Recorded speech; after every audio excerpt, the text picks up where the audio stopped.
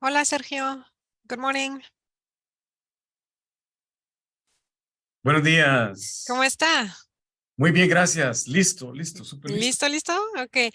Le voy a preguntar, ¿tiene su video para hoy? Sí, Ok, nada más porque en bueno, ya casi vamos a hacer una foto de grupo y ya. Y ya ok, creo perfecto. que sí, ya vamos a hacer esto. Voy a llamar a todos. Déjenme poner mi cámara. Ahí está. Perfecto. Qué bueno verle. ¿Todo funciona de su lado? ¿Puede ver las presentaciones? Sí, todo está bien, gracias. Perfecto.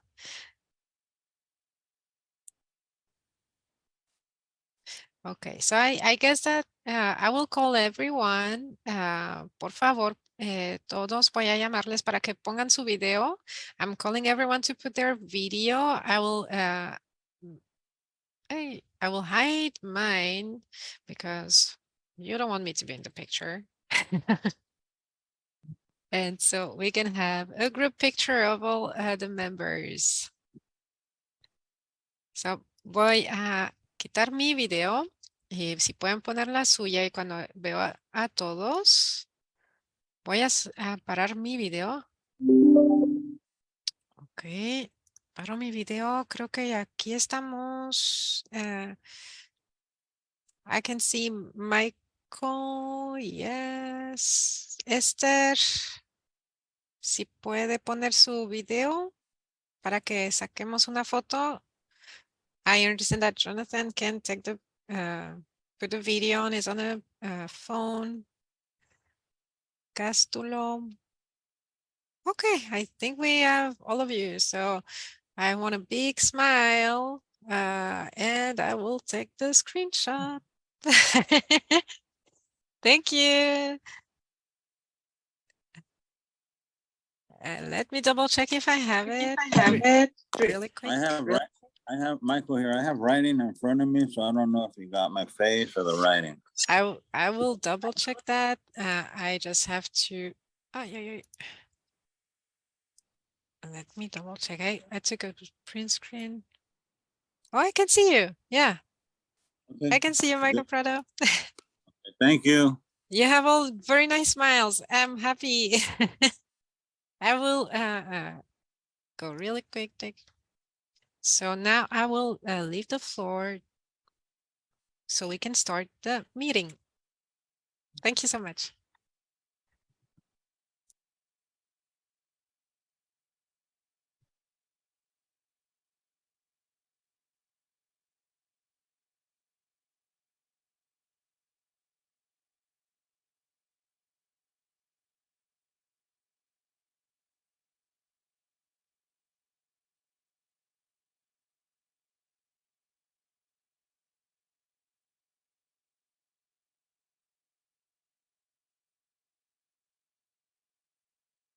All right. Good morning, everyone. It's really good to see you all. Welcome to the last Safer Advisory Group meeting of the year. We're really excited to be here with you today.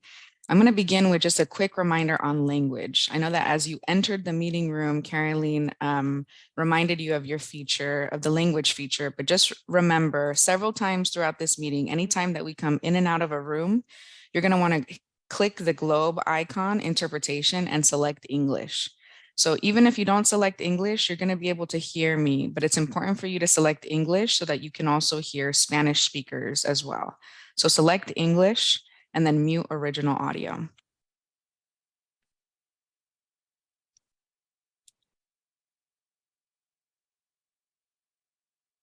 All right, we can move on to the next slide and get us started.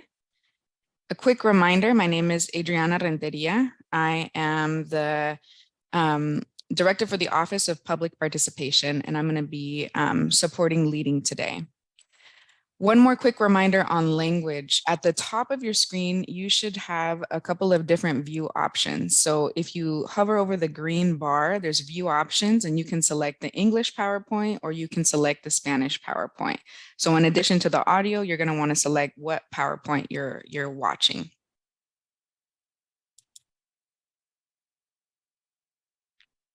If we can move on to the next slide, we can do a couple of reminders on how members of the public can watch this webcast.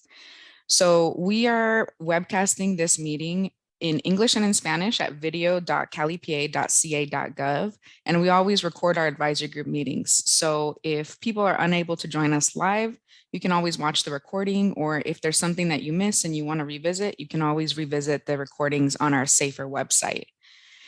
At every advisory group meeting, we have an opportunity for public comment. So if you'd like to submit a public comment and join our meeting towards the end of the meeting, we encourage you to email us to let us know, and we'll give you instructions for how to join the Zoom.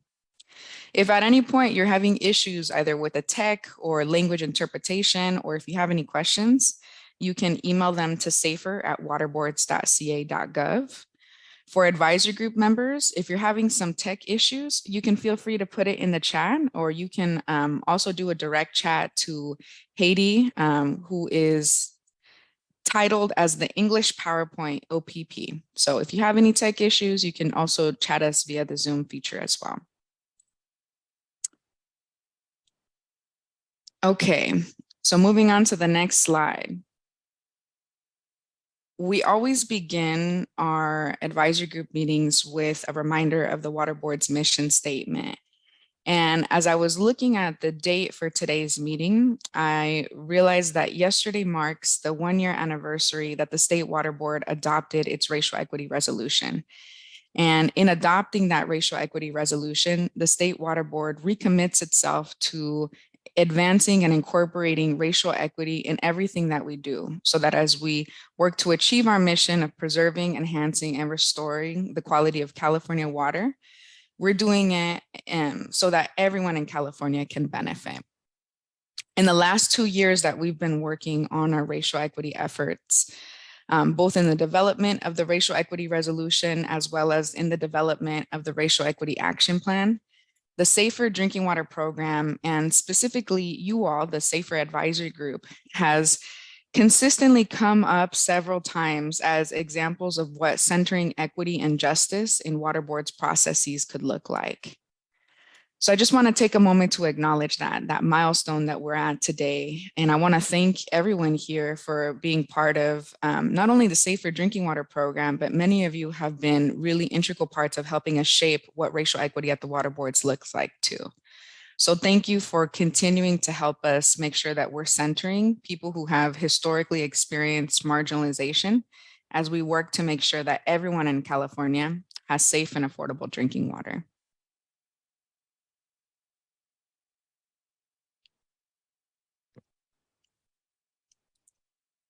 All right, a couple refreshers for today's meeting. The first refresher is on the purpose of the advisory group. So the advisory group is a consultative body that advises the State Water Board on different aspects of the SAFER program.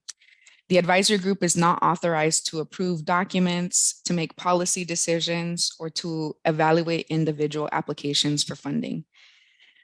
We don't have to come to a consensus or an agreement, and we welcome everybody's opinions. A lot of times in our discussions, sometimes we will ask for a raise of hands. When we ask for a raise of hands, we're not necessarily taking a vote. We are mainly using that technique, facilitation technique, to get an understanding of where different participants are in the room. And that'll help us as we're drafting notes. So today, during today's meeting, we're taking notes on your feedback and your recommendations, and then we share those notes to our board members who consider them when they make their decisions on key aspects of the SAFER program. So if a couple just housekeeping, if you could please keep yourself muted when not speaking and turn on your video if possible. We've got a couple of breaks scheduled, but if you need to step away, life happens, and please take care of what you need to take care of.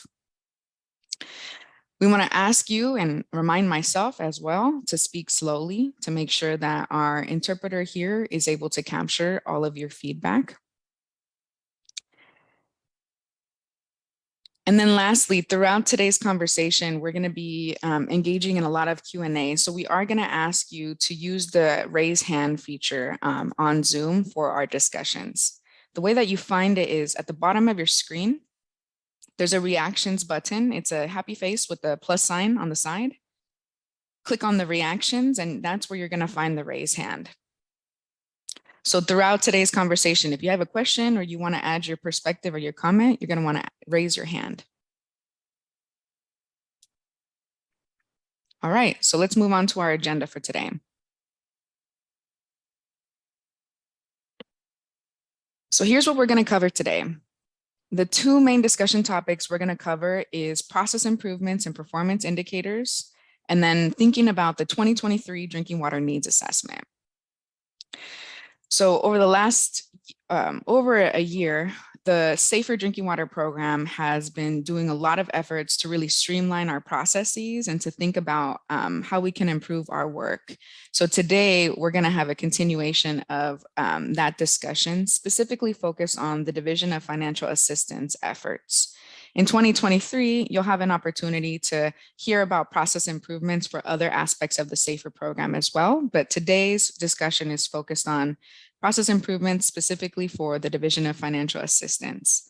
Again, we all, the different divisions and offices work closely, so many of us will also be part of those process improvements. But just to clarify what those process improvements will be focused on. Awesome.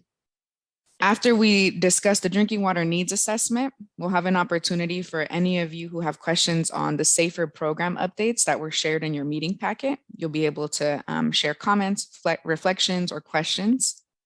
And then we'll turn it over to you to see if there's anything that you all want to share with the rest of your colleagues about opportunities or work that you're currently doing to advance safe drinking water. We'll wrap up with public comments and then close out our meeting. All right. With that, let's go ahead and get started with our warmer for today. So Marina will lead us through our warmer. Yeah. Good morning, everybody. My name is Marina Perez. I'm with the Office of Public Participation.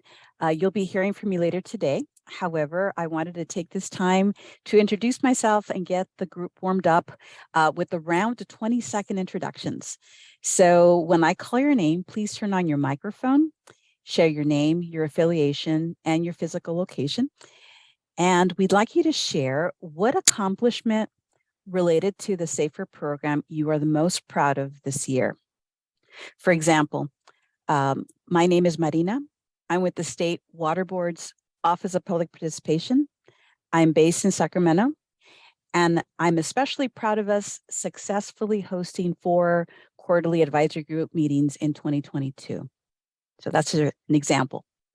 As a reminder, we ask that you please turn on your camera, mute yourself when you're speaking, and remember to mute yourself when you're not speaking. I'll also keep your introductions brief, no more than 20 seconds. So I'm going to go ahead and start the warmer with the first 4 members, Horacio, Jonathan, Don, and Cassie. So Horacio, you're up first for the warmer. Good morning, everyone. Good morning. My name is Horacio Mesquita. I'm with from the Salinas Valley. I used to work for San Gerardo Cooperative. I'm still helping. One of the accomplishments that we did this year is we might take over a water system that belongs to the county, and it was built with public money. So the SAFER gave us technical assistance to get the system. Thank you. Thank you, Horacio. All right, next up is Jonathan.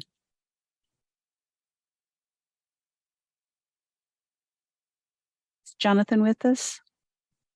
Okay, he may have stepped away, so let's go on and move on with to John. Don James.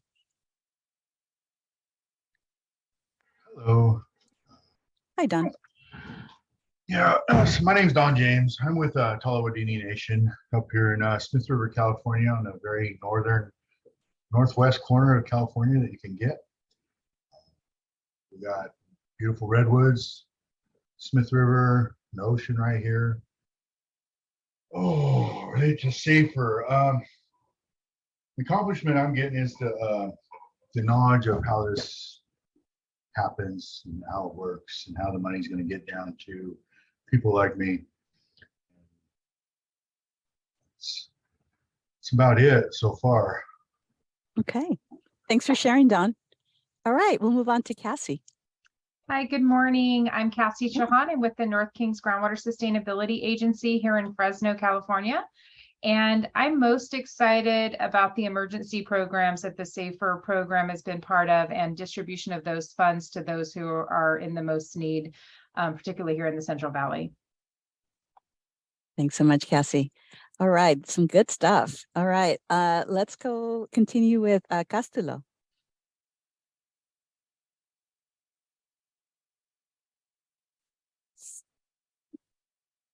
Castulo may have stepped away here. as well. I'm here. Oh, there you are. Hi, Yeah, I think I was you're muted. up, Castulo. Castro Estrada with the Coachella We Valley can't Water hear you District. if you're speaking. Can you hear me? No? It's maybe my. Sorry, I can't hear Castulo. I can hear him. So this is a reminder for everyone to please select your English channel. All right. There you go. Can you hear me now? I can hear you now. Yeah, Okay, go. perfect. Take it away.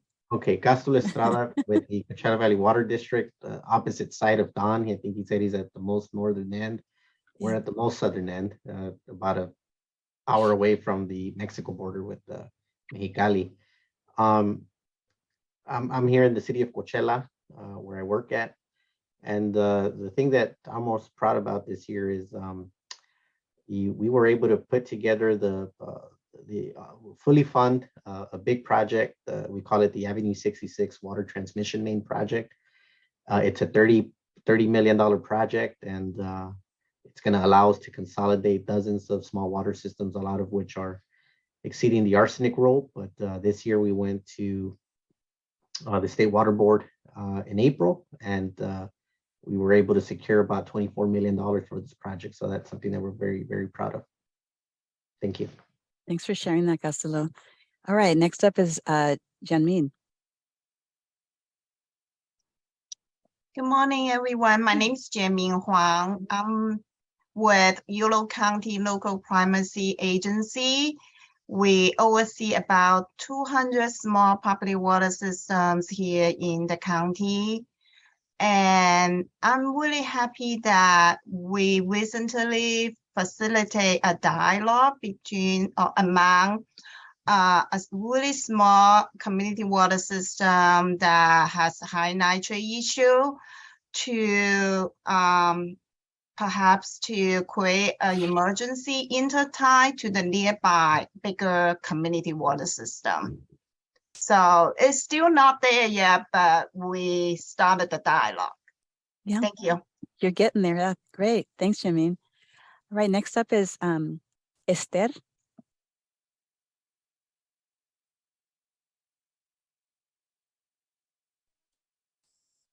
Muy buenos días, mi nombre es Teresa, yo soy de buenos días. Soy de la comunidad de I'm not sure if Riverdale, Esther is speaking California, yet. y de California, de Fresno.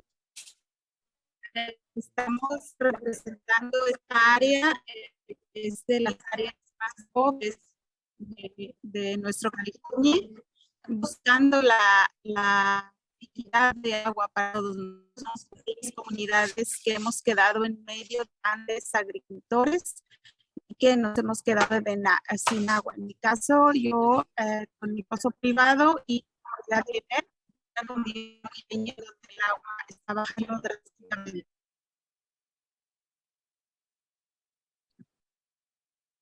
Okay. All right. Okay, why don't we move on to the next one and we can come back to Esther? Okay. Thank you for Michael that. here, if I may. Okay, we'll Michael, come if back I to may. Esther once we reach the other members. Okay, next up are Rami, and Hello? Ethel and Sergio. Rami, you're up next. Hello, can you hear me? Hello, hello. Good morning, everyone. This is Morning. Rami Keelan. I'm with California Water Service. I'm based in San Francisco. I think for Hello. the SAFER group, I'm so glad we're talking about issues that are critical for consolidations and helping small water systems in disadvantaged communities. And I'm very happy that the State Water Board is looking at process improvements to get the process moving faster. Thank you. Thank you, Rami. Okay. Let's move on to Ethel to share your accomplishments.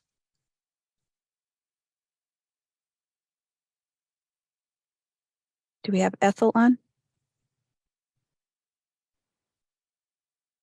No? Okay. Okay, we don't have her at this moment. Okay, so we'll go ahead and move on to Sergio. Good morning, everyone. This is Sergio Carranza with Pueblo Unidos CDC. We are located in the city of La Quinta, serving the eastern Coachella Valley. I believe that the most important achievement of this year was, number one, securing funding from the state water boards in the amount of $1.4 million to start the expansion of the interim drinking water solutions. There were about 18 Polanco parks that were on notice of non-compliance by EPA. And all those mobile home parks are now in compliance. Those units has been installed, consisting of a reverse osmosis water filtration system under the sink. They're now in compliance. And now we're moving forward to complete the design for a consolidation, which is the long-term solution for all those mobile home parks. It's exciting, Sergio. That's great news. Okay, great accomplishments being shared here, folks. All right, so we're going to move on to Michael Prado Sr., Sandra, and Isabel. So, Mr. Prado, can you go ahead and share your accomplishments? Michael Prado, can you hear me? Hello? Hello, hello, can you hear me? Michael? We can hear you, Michael, but it sounds like you need to select English so that the English speakers can also hear. So at the bottom of your screen, there should be a globe.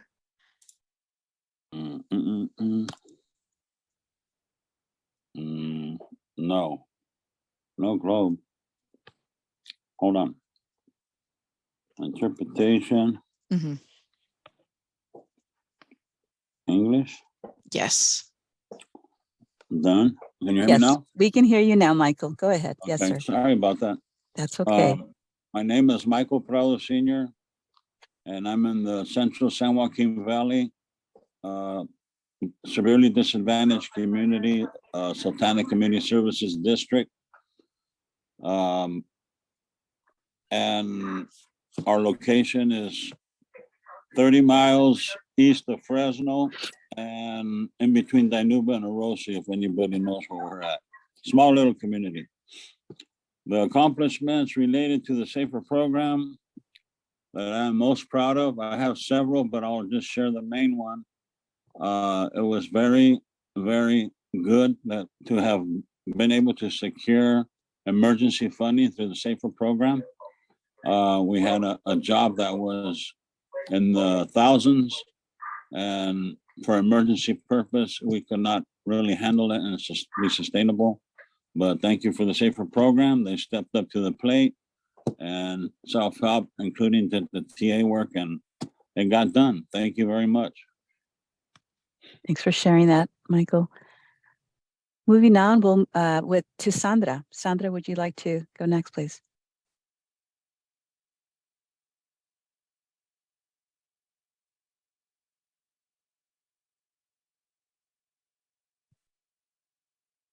Is Sandra with us? Okay. No. Okay, let's move on to Isabel.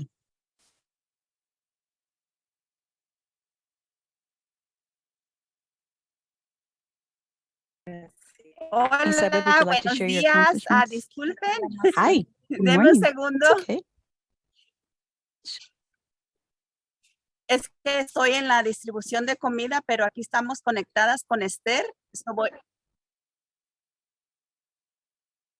Esther va a estar aquí conectada. Estamos juntas en la computadora, pero voy a estar entrando y saliendo, perdón, porque estoy bien ocupada afuera. Gracias. Okay. Thank you for that. We'll go ahead and move on to with Maria Lisa, Jim, and Jennifer. Hola, buenos días a María Luisa. todos. Mi nombre es María Luisa Muñoz. Soy de Visalia, California, y mi afiliación es el grupo Defensores del Agua Limpia del Valle de San Joaquín.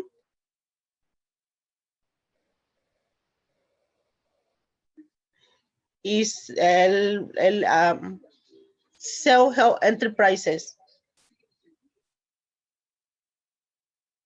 Una de las cosas del programa Safer que hice en este octubre pasado fue que seguí aprendiendo lo que es el liderazgo, y son una de las cosas que me han encantado. Gracias.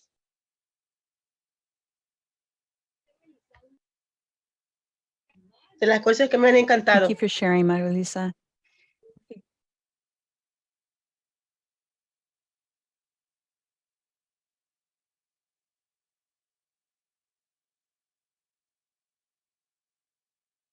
Okay. Sorry, I think I'm having some audio problems. Is the compliment complete?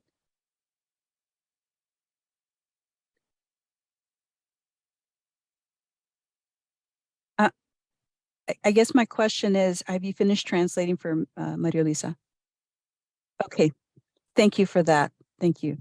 All right, thank you for clarifying that. All right, let's move on to Jim.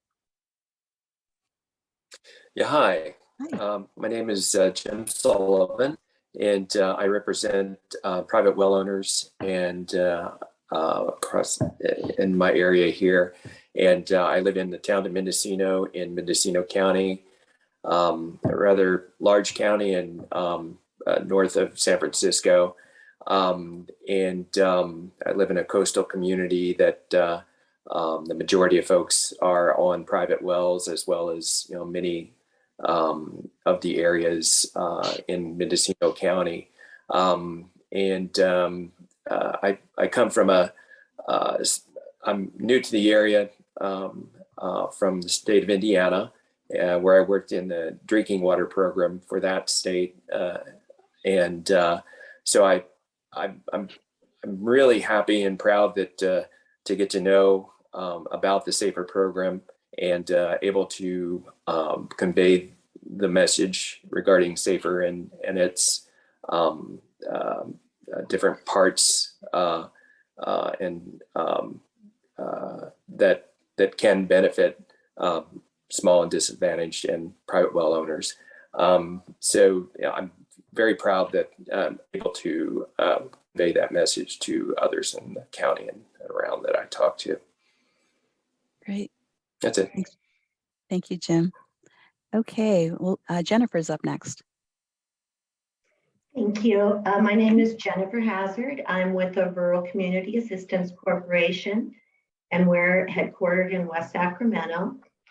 And I think the thing, one of the things I really appreciated this year was being able to serve on and being asked to serve on a process improvement committee led by Omid Rabbani. And what our group did is went through a Lean Six Sigma process improvement to reduce the time it takes to get construction funding out for consolidation projects. And we came up with a solution implementation checklist, and I'm looking forward to seeing that in action. Thank you. Great. Thanks so much for sharing, Jennifer. Appreciate that. Okay. I know that, sorry, I lost track of, there was one person we couldn't hear very well. I'm not sure if it was Ethel or Esther. Sorry, the E's. So if you have audio, we'd love to hear from you.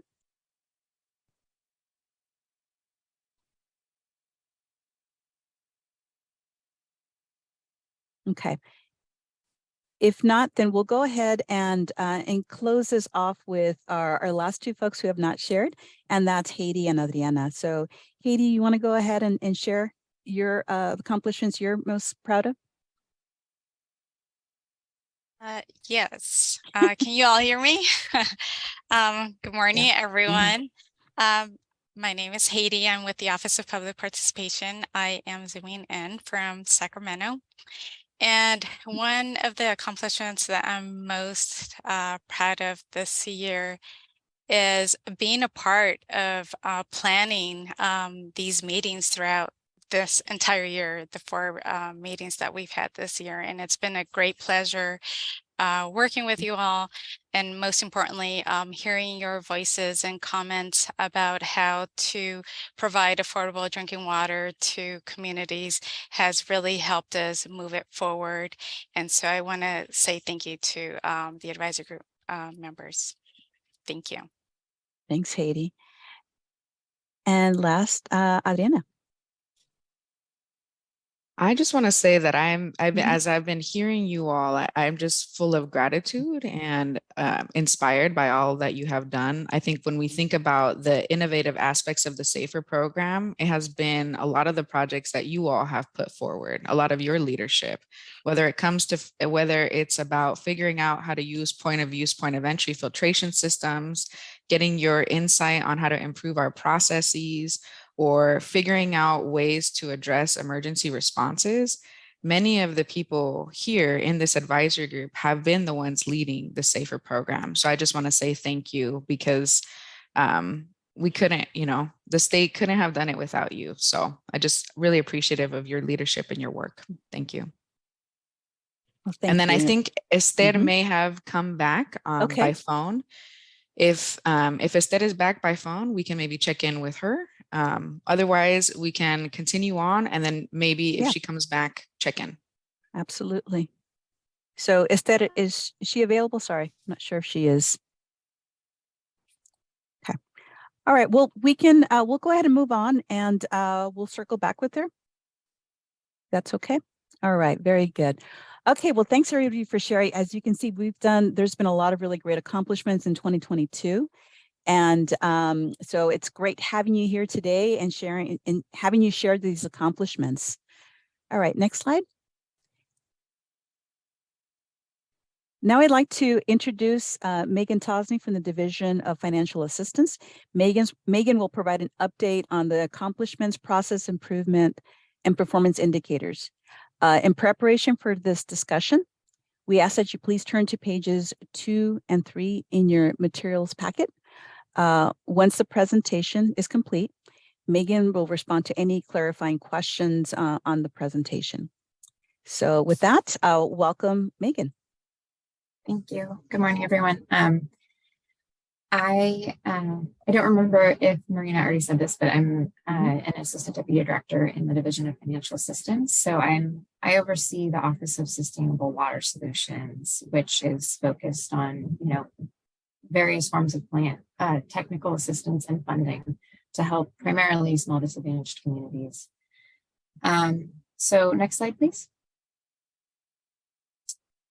So I think this is a great complement to hearing kind of all of the various kind of more local projects that you guys have been working on this year, kind of a higher level snapshot at the state level of what we've been accomplishing in the last few years.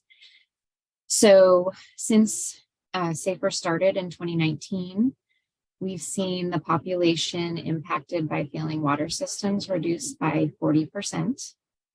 We've also provided about 50 million in urgent/emergency type assistance to nearly 10,000 households and 150 water systems. Compared to the 3 years prior, we have increased the grant funding we're providing by about 84%, for a total in the last 3 years of 700 million for, all the different interim emergency planning, long-term solutions, all of that. We also, in this past 3 years, compared to the 3 prior, increased our technical assistance by over 150%, and we provided help to about 300 primarily small disadvantaged communities. Next slide, please. So this is just to sort of show the distribution of drinking water funding across the state. And So it's color coded by county. Those with up to 9 projects are shown in the white. Those with 10 to 20 projects are green, and then those with the blue color are more than 20. Some of them going all the way up to 68 is the maximum per county. And so this represents drinking water funding coming across all of our different funding programs. This includes both grant funded and loan funded projects. And it represents a total of over 550 projects that were funded. About 380 million of that was in the form of grants. And so, just an interesting way to see the kind of distribution of the funds. And it's really interesting that almost every county has had at least one project. So it's pretty good distribution. Next slide. Okay, so the next topic I wanted to cover is sort of an update on our ongoing work for process improvement in the Division of Financial Assistance. Excuse me. There's a high-level summary coming up in the next several slides. I wanted to also mention that in Appendix K of our 22-23 Safe and Affordable Drinking Water Fund Expenditure Plan, there's a more detailed sort of inventory of all the different process improvements. That today I'm just going to kind of hit on some of the high points. Next slide. So this is a kind of very generic overview of what our funding process looks like. There's, slight variations for certain project types and that sort of thing, but in general, it's probably typical to most funding programs that are out there in the state. Our first phase of the process is preparing the application. Those are submitted through our financial assistance application submittal tool. Then once an application is submitted to us, my staff will review the application for completeness and then, respond back on any missing materials. One thing to keep in mind with the funding that we issue out for construction, we have the application that consists of 4 packages. So there's a technical package, financial package, environmental, and then a general package. And so different portions of the application get sent out to different groups within our division that have particular expertise on environmental review, for example. And there's a single point of contact, which is the project manager, which is technical staff that are in my group, who sort of shepherd the review of those different packages and are responsible for sort of tracking the progress of the overall application and moving forward to the next stage. Once the application is deemed complete and approved, we prepare the financing agreement.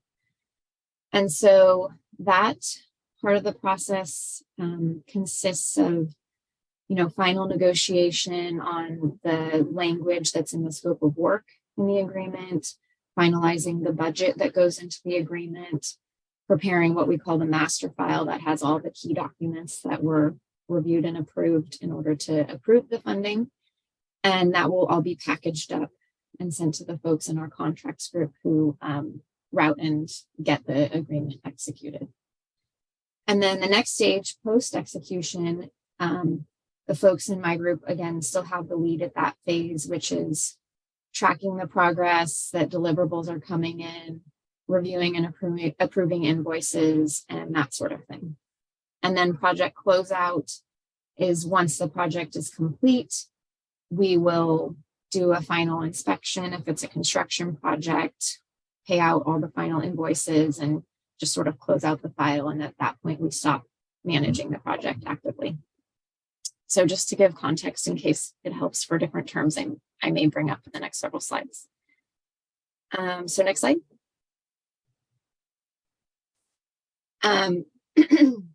Just to kind of set the stage for what we're looking at as far as our primary goals in the process improvement work that we're doing.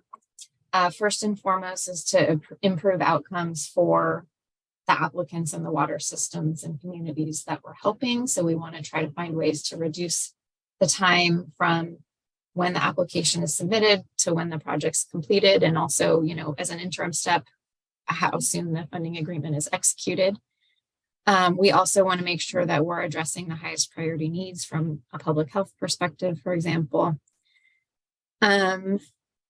So, you know, obviously part of that is minimizing our processing time, finding ways to streamline procedures and documentation requirements, while at the same time kind of balancing ensuring that we're complying with all of our guidelines and policies and statutes and everything, and that we're being good stewards of the money. We are working towards having more consistent and timely communication of requirements, requests for additional documents, and just kind of having very clear expectations for those that are going through our funding process. And then, you know, as part of that, making sure that everything is, as far as procedures, are clear and well communicated to our staff, because they're really the ones that are communicating with the applicants. And I think part of that too is making sure that we're communicating really well with the technical assistance providers, because they do a lot of the work working with applicants as well. Next slide. And again, just some additional high-level considerations. These, you know, kind of go hand in hand with what I just described, but, you know, number one, greatest benefit to the greatest number of applicants, and taking into consideration what are the highest priority needs. That trade-off that I mentioned as far as, you know, balancing our obligations and being good stewards of the money versus making sure that we're meeting the needs of the communities as quickly as we can. And so I think that kind of summarizes our mindset looking at this work. Next slide.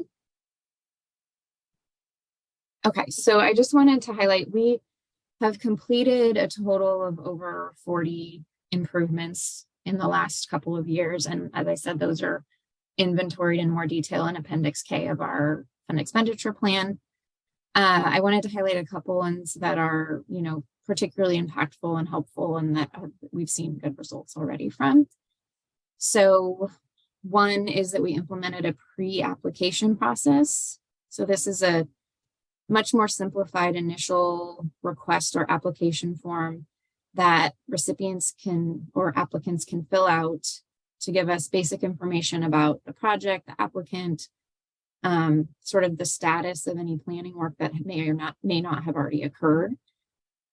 And then we can use that to help gauge, excuse me, whether it makes sense for them to proceed directly to a construction application, or do they need more planning work that they're going to do through either a planning grant, or are they the type of system that really needs a lot more assistance, and we should refer them to our technical assistance program to help them get their project developed. In the past, we'd seen a lot of cases where systems would come in and just immediately dive into the construction application, and maybe they really weren't ready for that stage yet. And so they would get frustrated that, you know, that time was wasted, and they kind of have to go back to square one to figure out how to get planning work done. So that was the objective behind that change. And so we recommend that all small communities go through that pre-application to start their process versus diving into any of the other more detailed 4 packages that I mentioned for the construction app. The next one is that we have been doing a lot more work where, instead of the technical assistance coming in and kind of filling a targeted gap in the project development work, instead we're just doing the full planning process through technical assistance. So that technical assistance scope might include, you know, doing an engineering report, also doing the environmental, helping with any financial documentation or rate studies and that sort of thing, and just having that whole process completed under technical assistance, so that the systems can avoid having to apply for planning, wait for a planning agreement to be executed, go through that process before they're ready for construction, and it helps streamline the process. We also made some significant updates to our median household income sort of process for making those determinations, and with the goal of trying to minimize the instances where we have to send systems to do an income survey in order to be eligible for grant funding. Next slide. This is another pretty significant one. We've switched to almost in all cases having small disadvantaged systems do just the state level CEQA review for their environmental and eliminating the NEPA-like or sorry, my dog's barking, federal requirements that are associated with some of our federal funding. And this takes off a lot of the time associated with consultation and different things and can really speed up the process of getting them through environmental review. We've also kind of worked on the way to approach projects and the phasing of our reviews to make sure that we're kind of paying the most attention to those critical path elements to help the project move forward quickly. And then finally, in the last year's intended use plan, we really changed a lot of the criteria, and I think we've talked about this already, to increase this instances where systems can get 100% grant instead of having to have a loan component, which really speeds up our process as well. Next slide.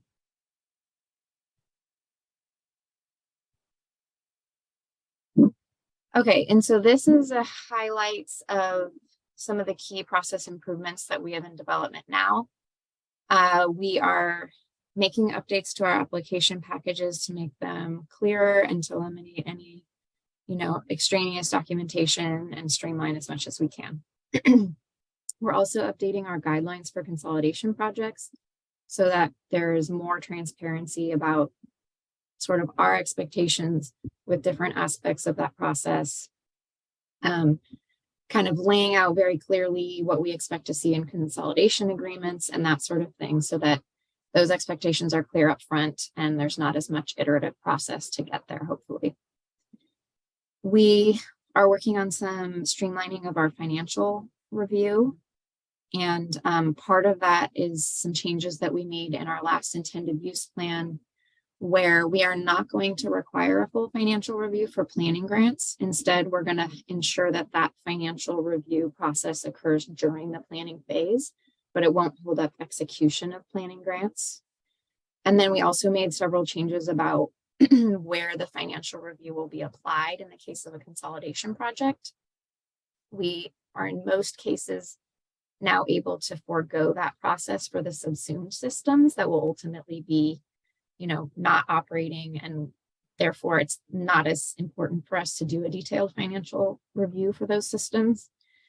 And then there's some additional criteria where if the receiving system is a relatively large system with a lot of capacity, we can do like a certification process from them instead of going through a detailed review, which should streamline things. We're doing a lot more electronic processing of our approvals and our agreements, which is much faster. And this last bullet is referring to the process that Jennifer mentioned she was working on to try to, reduce the process of getting projects completed, the time associated with that. In addition, one other thing that's newer and wasn't even represented in the fund expenditure plan that we adopted in October, but I wanted to mention because it's a pretty significant change we're looking at, is we're looking at setting up a new expedited drinking water grant program for construction projects. The idea being that we'll only move forward certain types of projects that are going to be eligible for state grant money. And we would have revised application requirements where we would have the potential to move forward to an agreement sooner in the process. So as long as there's sort of a conceptual understanding of the project scope and the budget, we can potentially execute an agreement then and allow systems to draw from that agreement as they finish the planning and design work, and sort of have all of that together with the construction funding in a single agreement. I can't share a lot more detail about what that looks like because we're still developing it and, briefing folks internally to come up with our recommendations, but we can certainly give a bigger update at a future meeting. And, tentatively, we're hoping that we have some draft guidelines to share publicly to lay out the criteria for that approach, probably in March of next year. So I think next slide.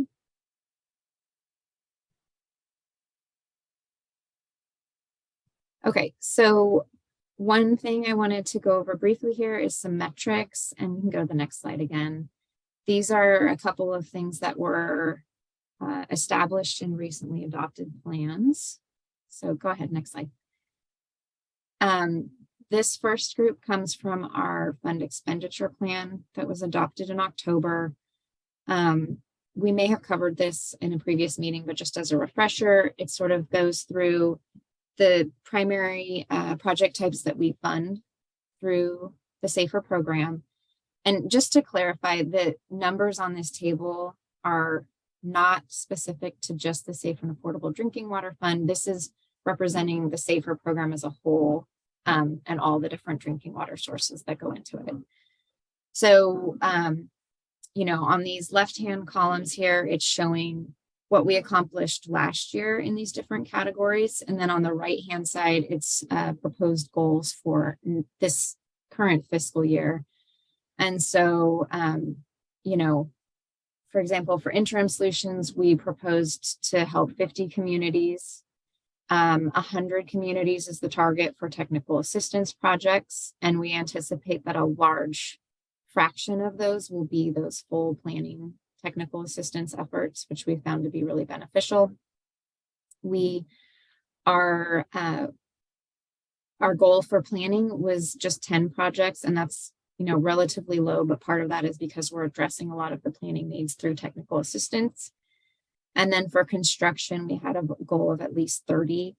I think if we're able to move this expedited drinking water program, that may increase substantially. And so we're hoping we can exceed that goal. Next slide. These are some of the metrics from our Drinking Water State Revolving Fund Intended Use Plan. The first is to get 75% of complete disbursement requests paid in less than 60 days. The second is for all of our complete applications that are eligible for grant to get 90% of those either funded or moving forward with planning through technical assistance this year.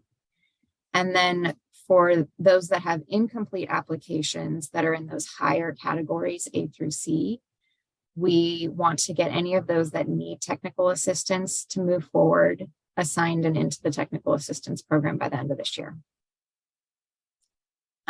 Next slide.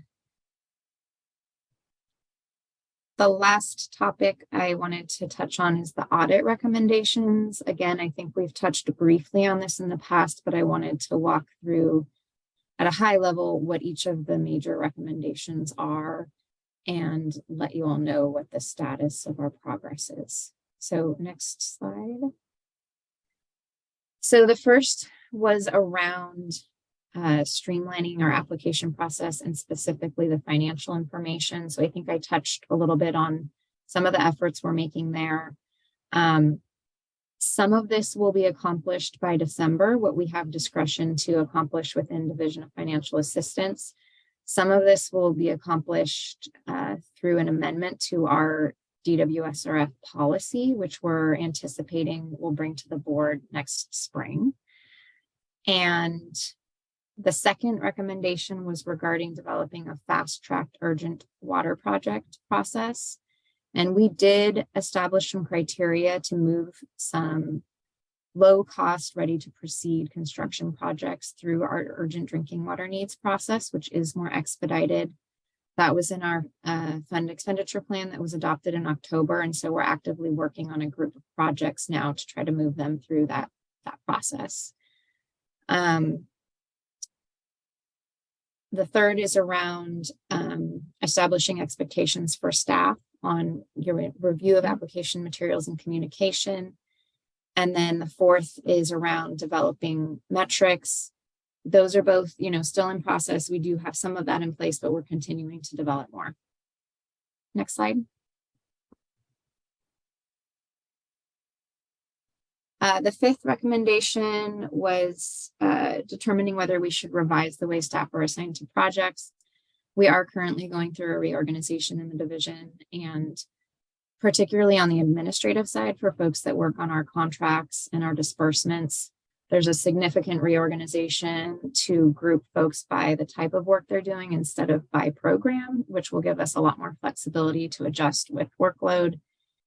And then in my branch, we are consolidating all of the technical assistance staff into a single section. And we're adding a whole new unit of staff to be focused on technical assistance because we're really looking to expand the amount of TA we're providing. This sixth one is actually part of what we're doing here today to get input from the advisory group on metrics and benchmarks. So we're going to be going through some questions on that in the next agenda item. And 7 is to update the online application search tool. So this is really referring to our application status report that we have, which gives information about the status of those 4 packages for construction projects. And we're going to be beefing that up with a little bit more information on, anticipated agreement execution and the cause of any delays and that sort of thing to give people a little bit more information about each of the projects. And then this last one is sort of a longer term effort to look back at whether we're meeting our goals and determine if we need to ask for more staffing. Next slide.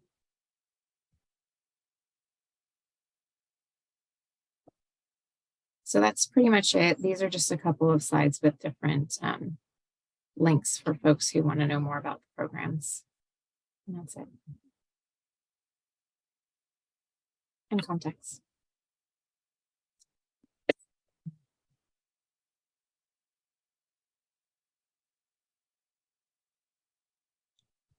Awesome. Thank you so much, Megan. That was super helpful. Before we jump in, we have about 15 minutes of Q&A. I want to just do one quick reminder about language again. There's some questions in the chat.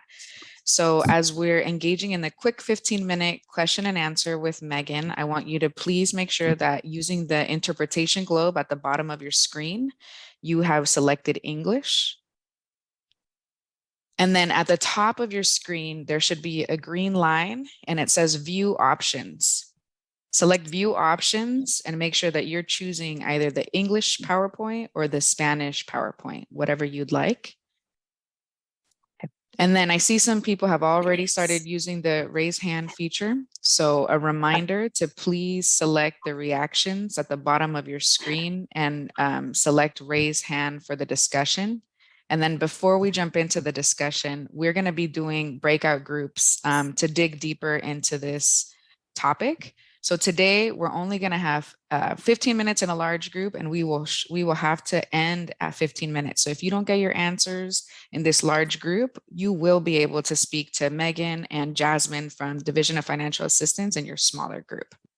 With that, I'm going to pass it back to Marina to start with Sergio, Horacio, and then Cassie. Thanks for that, Adriana. And thanks, Megan, for your presentation. Again, please, a reminder, please use the raise hand feature if you have a question or a comment. And with that, we also ask that you please ask when you're asking your question or comment, just try to keep it as brief and to the point as possible so that others can participate in the amount of time we have to take questions. Moving forward with the raised hands, we have a few folks already lined up. In the order, Sergio, was it Sergio, Cassie, and Horacio? Adriana? No, Sergio, Horacio, Cassie. Very good. Okay, so in that order, please. Sergio, go ahead.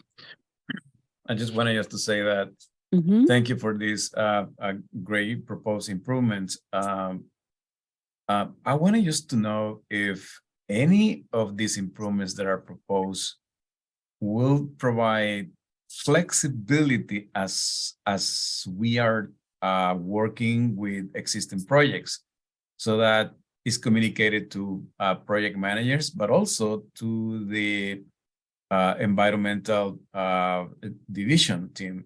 So how can these improvements be somehow started to be applied to the existing projects that we are actually working to expedite that process? So, I mean, as the procedures and the policy approach for these different improvements as it's developed, we do internal training with our team to kind of share out what the new approach is. And generally that can be applied to any project moving forward. It's not like only on new projects with new applications. You know, as I mentioned before, another big part of it is sharing those changes with our technical assistance providers, because there's so much on the ground work in getting applications complete there. And so we want to make sure that they're always up to date on the newest changes. And so we've been trying to make sure we cover that during our quarterly meeting with the technical assistance providers as well. Thank you. Sure. Can you hear me? Yes. Megan, are you guys working with the county on training local people that can go and help disadvantaged communities and people that do not apply for SAFER because they're too busy in their lives and there's no technical assistance for them to get clean water? Is it possible to train local leaders that can work with the county and the state? You can have a separate office, maybe 2 people, 4 people, 6 people, 8, 10 people, whatever it needs to be done to expand the amount of water systems that are being left behind for 20, 30, 40 years.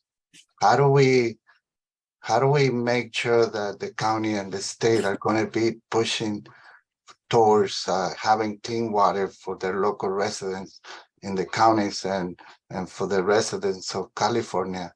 Because a lot of the systems are they don't even apply because they don't have technical assistance. They don't have anyone putting them together to make projects.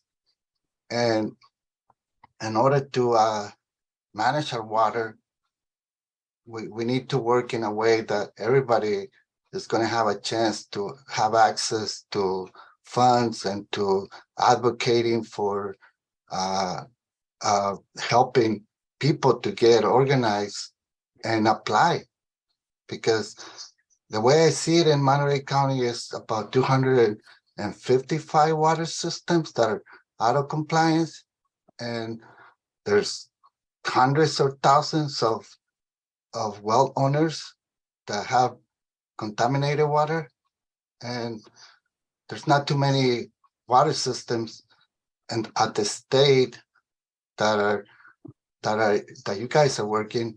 So I think we need to establish some way that the local counties and the state water board have people with some authority within the county and within the state to move projects and to make sure that whatever project is moving on is going to be paying attention so it can be done sooner than later.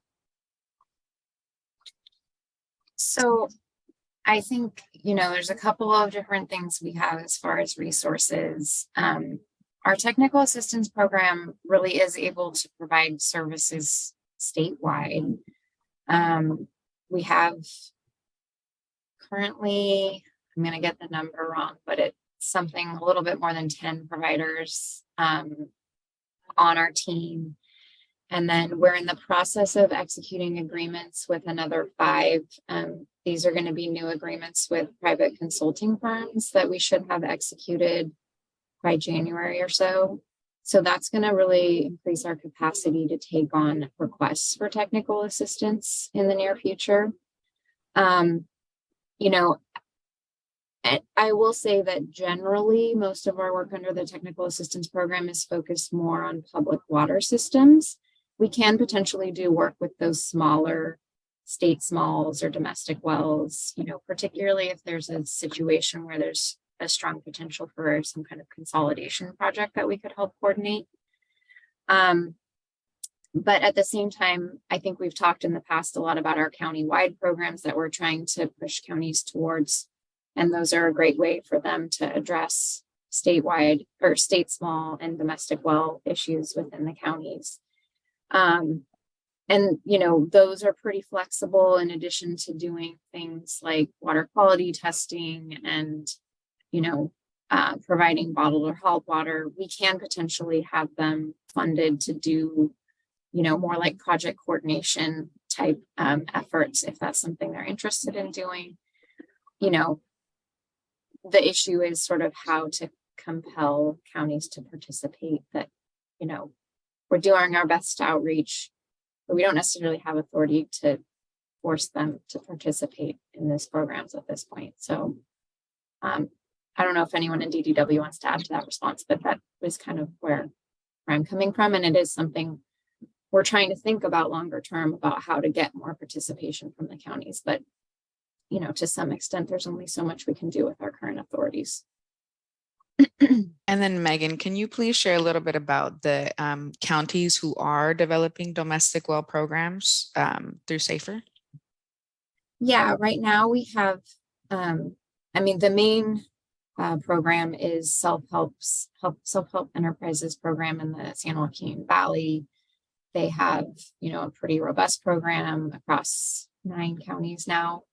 But we also have, you know, Community Water Center does some work with some of Monterey County, for example, mostly with, you know, bottled water and well testing and that sort of thing.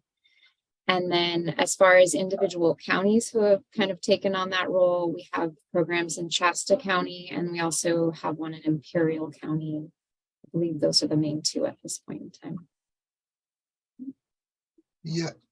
Yeah, I understand that. I understand you don't have authority. The problem is that the counties, they just get it easy. They say, okay, let the state deal with it. And the state does not have the staff and does not have the oversight from Sacramento to local communities. And the local communities, they give up trying to get help because they never get it. They started it and then they leave them there and they don't get no more help. So say, well, why bother? So if the water issues keep coming up and there's no authority to make sure that the counties and the state water board have the authority to help out and fix those problems that private entities and local entities are creating by contaminating the water and by overdrafting the water, then how are we going to fix these issues that local communities are suffering? How do we do it if there's not going to be correlation between the county and the state water board? Yeah, really good comments, Horacio. I want to do a quick time check. I think that's a great feedback for us to keep digging into when we get into the breakouts. We saw Cassie. Jim, I saw that your hand is up, but after Cassie, we're going to wrap up our Q&A, and then we can start with you first, Jim, when we get into our breakouts. So Cassie, if you want to lead us into your question, and then we're going to move into a 10-minute break. Yeah, thank you. And thanks, Megan, for the presentation. It's always good information that you're sharing. I had a question in regard to the streamlining process and whether or not there's been any thought or consideration of these 553 projects that you all have worked on over the last 3 years. Is there any opportunity to take those projects and essentially replicate those solutions in other communities with similar type problems without having to start from square one? Like, is there an opportunity there for streamlining, whether that's just utilizing plans and specs that have already been approved or somehow tweaking that portion of the project? I just wonder if there's any opportunity that maybe we're not thinking about, lessons learned, things that we can apply from these other projects that we've done throughout the years, not only the last 3 years, but historically, and apply them for solutions that we're looking at for communities that are still in the queue.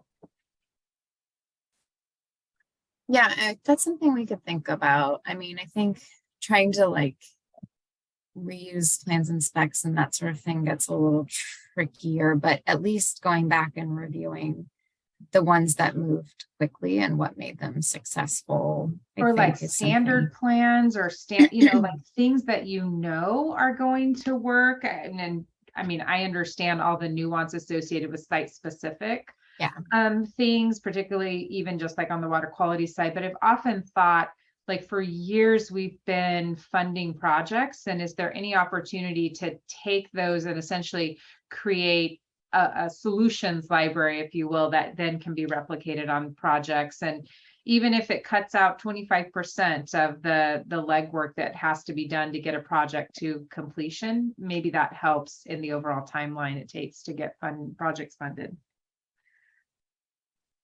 Yeah, we can think. And then the other question I had, and I know we're running out of time, is just whether or not any of the recommendations also factor in the administrator authority that the State Water Board has. Are we looking at expanding the utilization of that authority for folks like Horacio is mentioning that just are unable to get through the process, maybe having someone come in and just take over that piece to get them on their feet is part of the toolkit that we want to be utilizing to expedite solutions?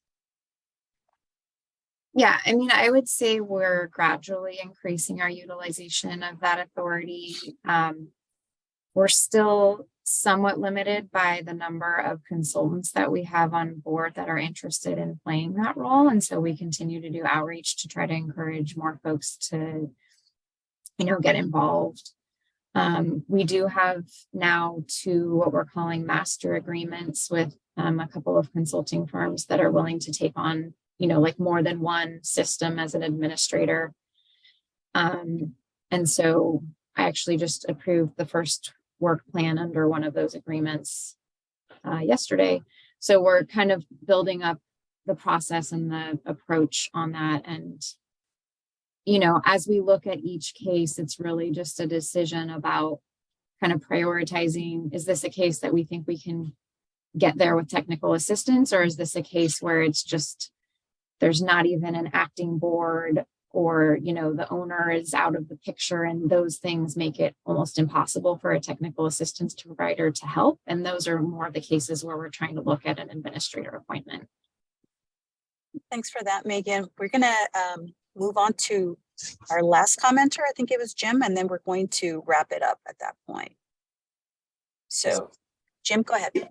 Yeah, thanks. I just wanted to kind of maybe tag on to Horacio's comment regarding small systems and private well owners that may not even know they have a problem, but a county health could potentially know those issues that are going on in the community.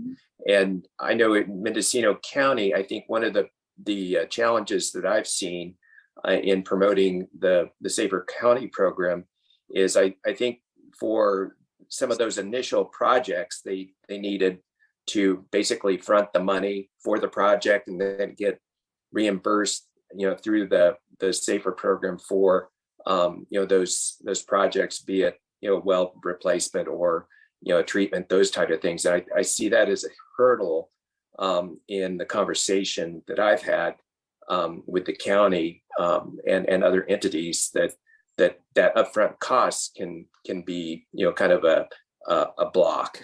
So I don't know if there's any conversation there or not. Yeah, I appreciate that feedback, and I have heard that in a couple of other cases as well. I think our best solution to that is the possibility of advancing funds. And so we, as sort of a test case, we've recently gotten that authority, and we've recently applied language to allow us to exercise that authority in a couple of our agreements. And we're kind of making sure we have that worked out, and then are also in the process of developing policy to apply it more broadly. So I think, it's likely that sometime in the first half of next year, that may be more of a possibility as we kind of fine tune the criteria and approach for that. Thank you. Thanks for the comments and thanks for your responses, Megan. At this point, we're going to go ahead and take our first break. So again, we have a 10-minute break. So please rejoin at 10:23. See you soon.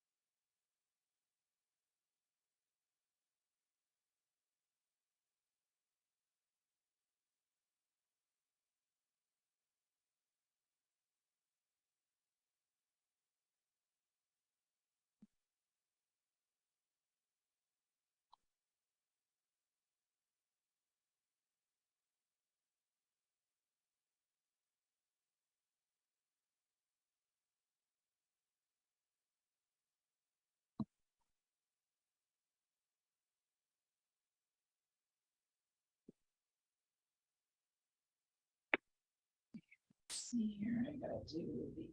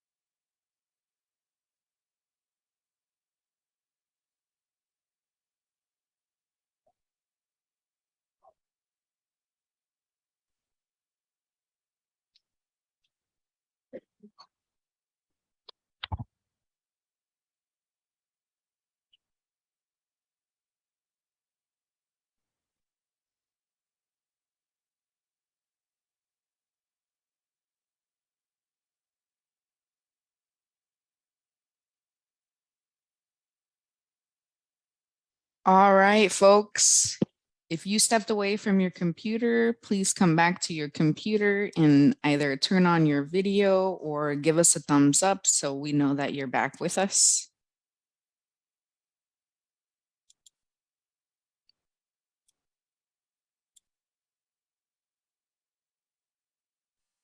Awesome. Thank you, Cassie, Michael Prado Sr., Rami, Esther, Maria Luisa, Jianmin. All right. Thank you, Jennifer. So we're going to go ahead and get started. So for the next 50 minutes, we're going to be in 2 breakout rooms. Some of us are going to stay here and some of us are going to move on to a different digital room. And we're going to be asking you to reflect on 3 discussion questions. We'll put these in the chat once you get into your breakout room, and we're going to spend about 50 minutes in those breakout sessions. When we're in those breakout rooms, we're going to ask 2 of you to be our reporters, and then we're going to come back and do a quick share out from the 2 groups. All right. In the breakout rooms, we're going to be discussing the presentation that Megan just went over, and you're going to have an opportunity to hear from Megan and to hear from Jasmine with the Division of Financial Assistance as well. All right, so if we're ready to get started, we'll open up the breakout rooms and we will go ahead and split up in 2.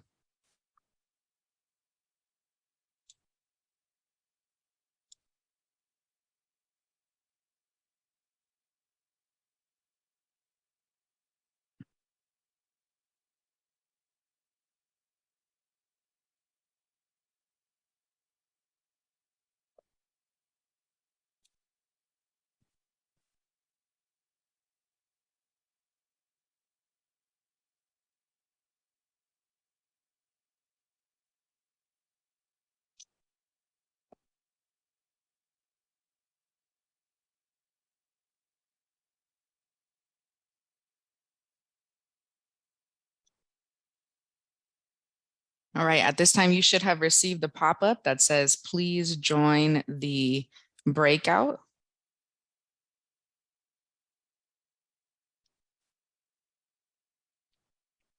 Jim, Marina, Sergio, let us know if you didn't receive that pop-up.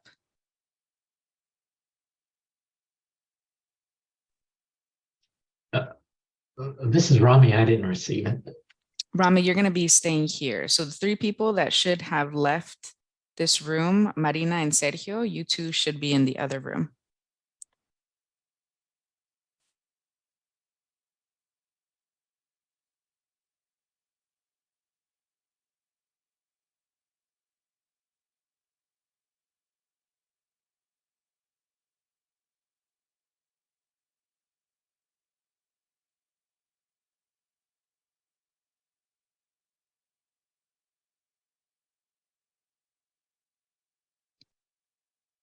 All right, next we're going to be moving some of the State Water Board staff who are here. Give us a few seconds and we're going to move you to the other room so we have an equal distribution with State Water Board staff. In the meantime, for advisory group members, you can use this time to reflect on the questions that I'm going to add into the chat.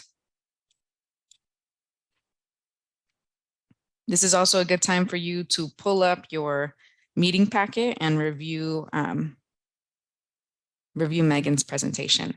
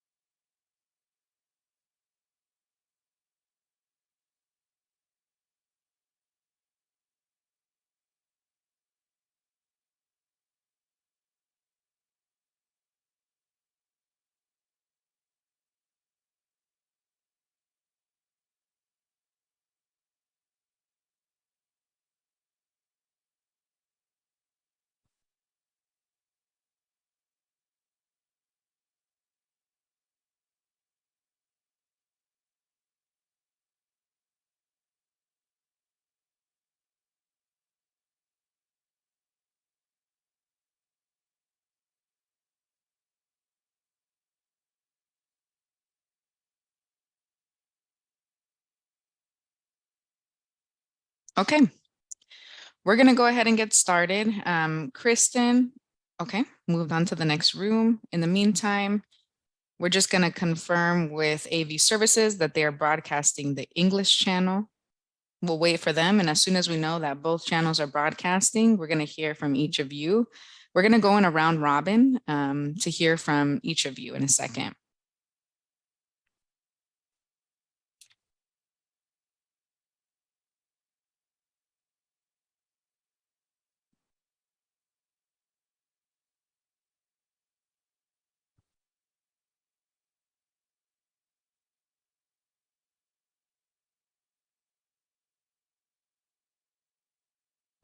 And then Sergio, you should have received an invitation to move to the second room.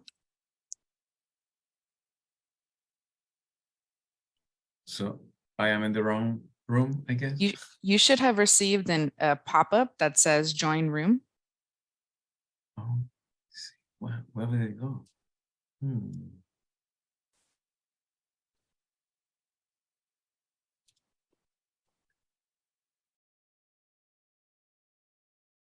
With Jonathan SWRCB.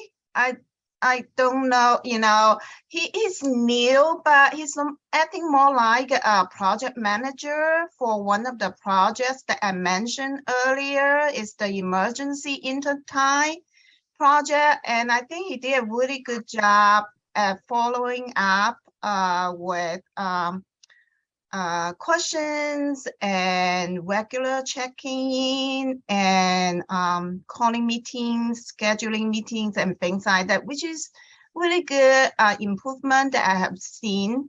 So I just want to report that, and thank you. That's great. Thank you for sharing that, Jimin. Yeah, Go ahead, Jim. Go ahead. I'll jump in. I live in the town of Mendocino, and we've, as a community, we're all on basically private wells, and even the businesses in town are basically from single wells. So there's kind of change in the winds for our town regarding, well, we had a real severe drought situation, as everyone knows, in California, but our town is very much impacted with wells going dry and trucked water and all.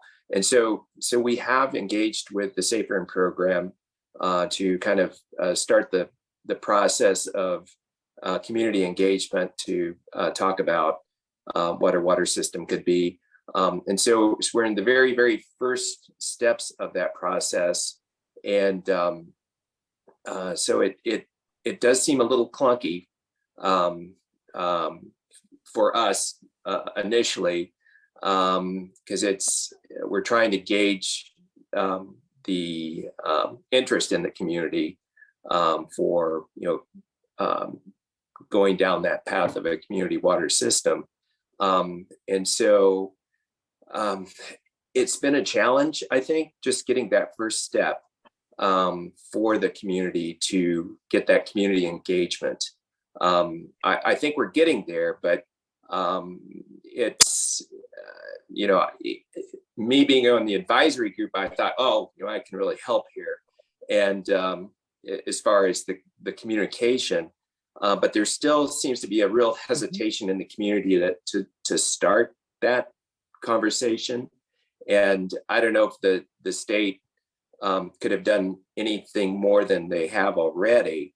But I just want to kind of express, a hesitation for a small community in a rural county, that it's a hard conversation to start.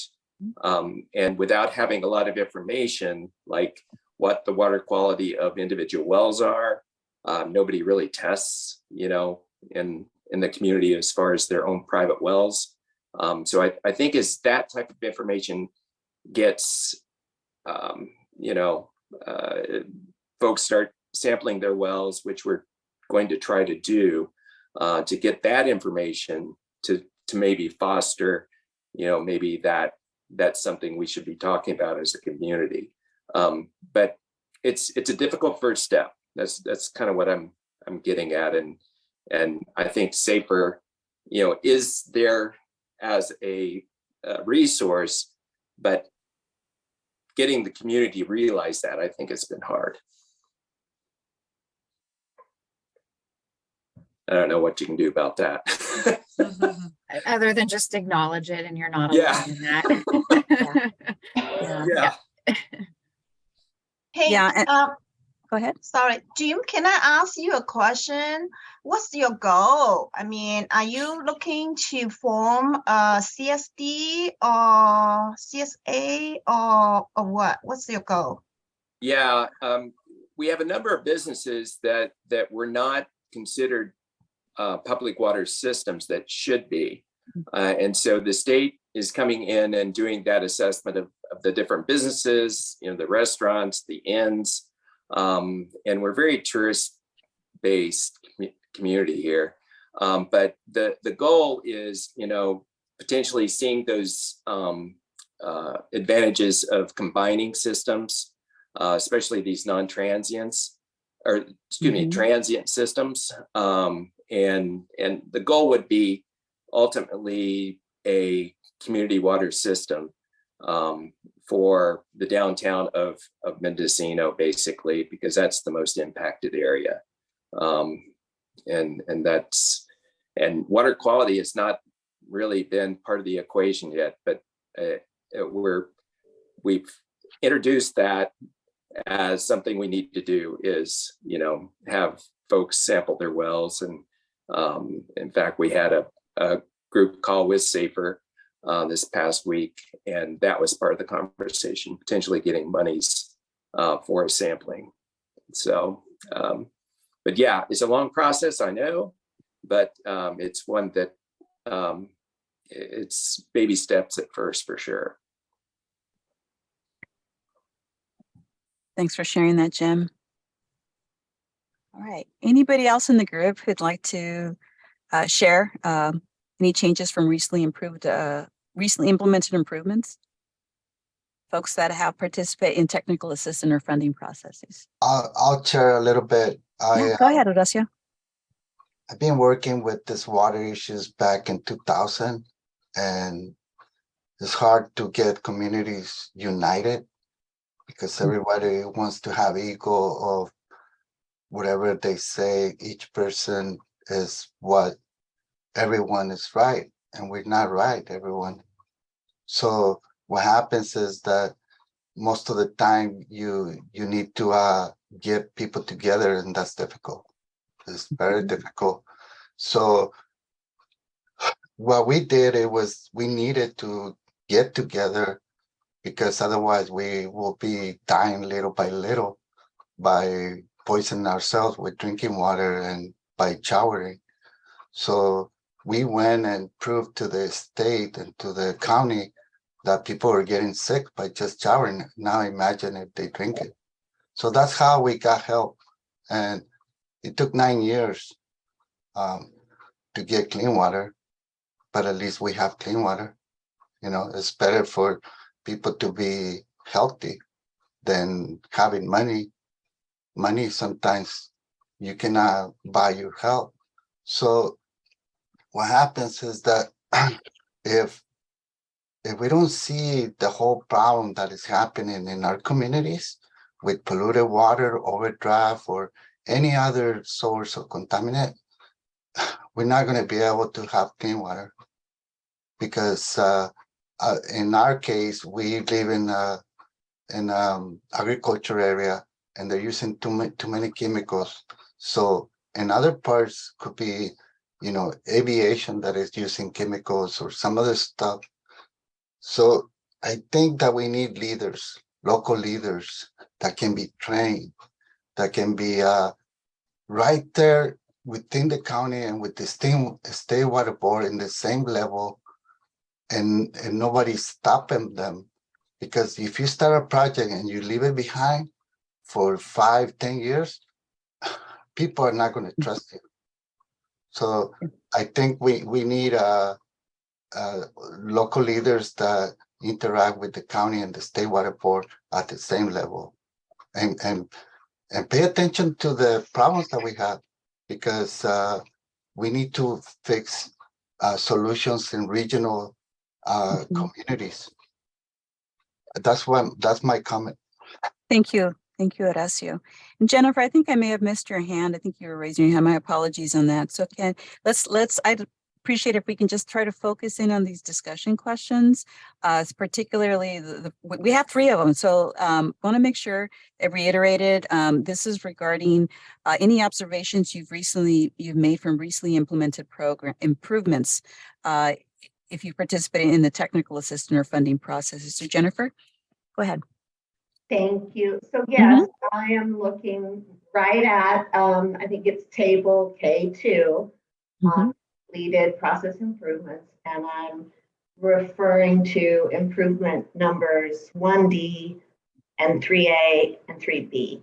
So I've been RCAC as a technical assistance provider, and what I can see on 1D, which is use of TA for planning projects. Under Prop 1, we primarily, assisted communities with their planning application.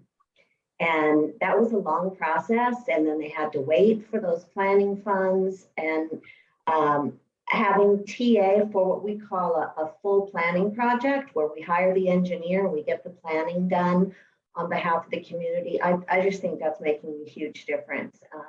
And we're real happy to be a part of that solution. And then I think 3A and 3B, it's about getting early involvement by a PM to look at your project. Under Prop 1, we weren't supposed to submit our applications in piecemeal. We're supposed to wait until all the packages were assembled and ready to go.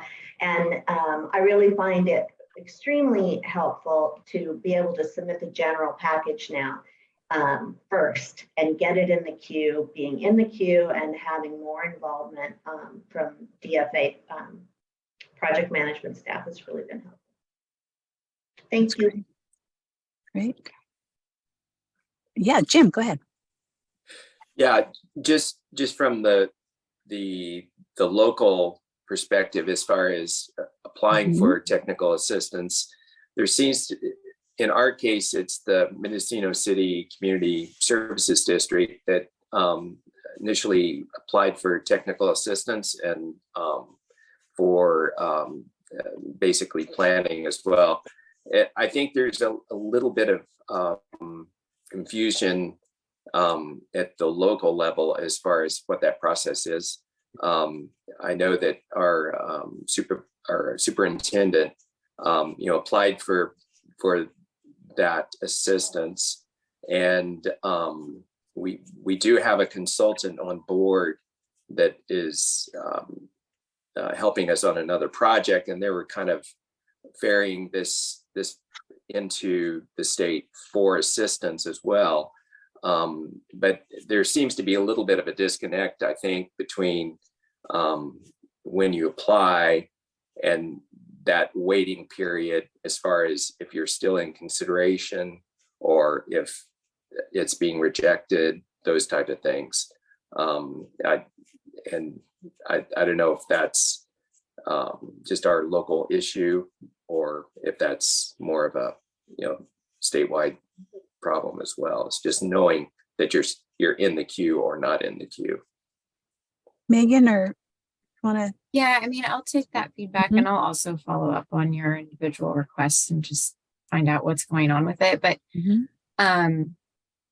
that's part of kind of what we're trying to work on as far as setting clear expectations for our team on, good communication, regular communication with applicants. I will say that we're in kind of a tricky spot with technical assistance right now because our current providers have, for the most part, all kind of maxed out. And that's why we're looking at adding these 5 new providers that we should be able to start getting out to do work in early next year. So we do have sort of like a queue up that we haven't had in recent years that is happening right now, and we should hopefully be able to break that logjam and get those moving in the next couple of months. Okay. Yeah. Thanks. All right, folks, I'm doing a quick time check. It's 10:45. We have until about 11:05. And that was just the first question. So are there any other comments that you'd like to make on first question we have for discussion? Yeah, we asked for some assistance to the State Water Board because we need technical assistance. Communities need technical assistance. Otherwise, they won't go anywhere. So, but we need to have those technical assistants be ready to help and do it quick and not spend 30, 40, 90, 6 months. So we need to have local leaders that can go see the problem and make sure that people are going to follow through and get technical assistance as fast as possible. Because when you start putting technical assistance and you ask for that, you get it 6 months later, you're already behind. So we need to speed up technical assistance within 30, 60 days. Thank you, Horacio, for sharing that. All right, folks, let's move on to the second discussion question. And that is, what feedback do you have on the process improvements currently in development? What key priorities should we focus on?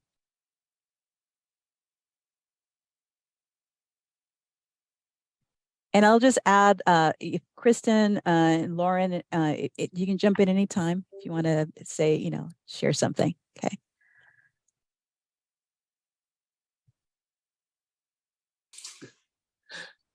Any takers?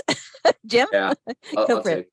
Yeah, I like it, especially for the technical assistance. I like that the technical assistant providers are now going to be able to do some of the community outreach and the a little more. If a community is not truly ready to do that, the design or those type of things, that they can also assist them to get to that point. So I think a lot of communities are probably in that situation, not really ready for your design yet, but ready for the discussion to get to that point. So I think that's a great change. Okay. Thanks, Jim. Yes, Jennifer, go ahead. Go for it. So I know this has been a little controversial. The updating, this refers to 6H on the table, guidelines for consolidation projects. Many of us have different views on the changes that DFA is making to the procedures, but I for one really appreciate the clearer guidelines and having the engagement unit involved and getting the systems buy-in up front before we ever even see the AR, because consolidations can be so tricky and you can spend so much time working with the community and then have it all fall apart after many hours and months of work. So I really, I appreciate all the changes and improvements that are going into the consolidation procedures. Okay. Any other contributions, questions, feedback on the process improvements currently in development, or are there any key priorities we should focus on? Yeah, I think that like I was talking before, maybe I'm repeating myself, but I think we need to make sure that we're going to protect the water from private industries that are polluting our water, and have the counties and the state do something about it, because otherwise this damage and degradation to our water is already been happening for decades. And we need to make sure that if that contamination is going to keep moving to communities, you're going to be spending money investing in those water systems that are going to get polluted because we're not protecting our water? Or how are we going to be responding with the real people that need to confront these issues in communities that are not getting organized because of whatever reason it is, or not having people to get them united, or for any reason? We need to have some type of responsibility between the state, the county, and the residents, because we're spending a lot of time meetings and meetings. So whatever meeting that we come to, like today, if we did something good in this time, it's worth it. It's worth it to be spending this time. But we need to make sure that we have the funds. We have funds available within the counties. The counties have money on reserves. They need to put it up and start projects with that money, making sure, like Jennifer was saying, if the project is going to be moving forward, there's got to be the funds right there. So we need to make a design on how are we going to be more efficient between the state, the county, and the communities. So that's my comment. Thank you, Horacio. We're going to move over to Jennifer. And then once we hear from Jennifer, we're going to move on to the next question because we're close to time. So go ahead, Jennifer. I think I heard you ask if we had suggestions for improvements. Now, I'm not sure how this fits into the table, or if I'm just not seeing it. But I appreciate when one of our TAPs works with multiple stakeholders to fund a project. So say, SRF funding isn't right for the entire project, but they bring in DWR for some IRWM funding, and then USDA is brought in. So some additional collaboration on bringing multiple funders to the table to see how we can get the projects funded in a more expedient manner, I think is helpful. Megan, do you have any comments on that? Well, I guess I'm just wondering, what that looks like in your mind, Jennifer. Like, are you thinking more on a project level, or more kind of higher level coordination would be more helpful? Well, for instance, we're working with Lake Marina Views on a tank project, building a new water tank. And with the rising construction costs, inflation, we are running out of the IRWM funding. And so our TAP, Toby Roy, brought it to USDA, and unfortunately USDA couldn't help them because they didn't have the financial documents they needed. But and then I know Randy Marks at Sac State, he has the consolidation AR with Lake Marina and Lake Marina Oak Shores, and now we're trying to get SRF funding under the consolidation project to finish that tank.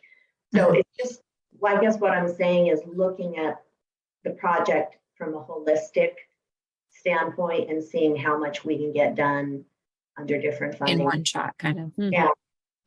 Okay. Thanks. Thanks for that. Okay, doing a quick time check. We have about 15 minutes. So if there aren't any additional comments to feedback for question number 2, we're gonna go ahead and move on to discussion question number 3, which is, what new recommendations do you have regarding process improvements staff expectations, metrics, or benchmarks?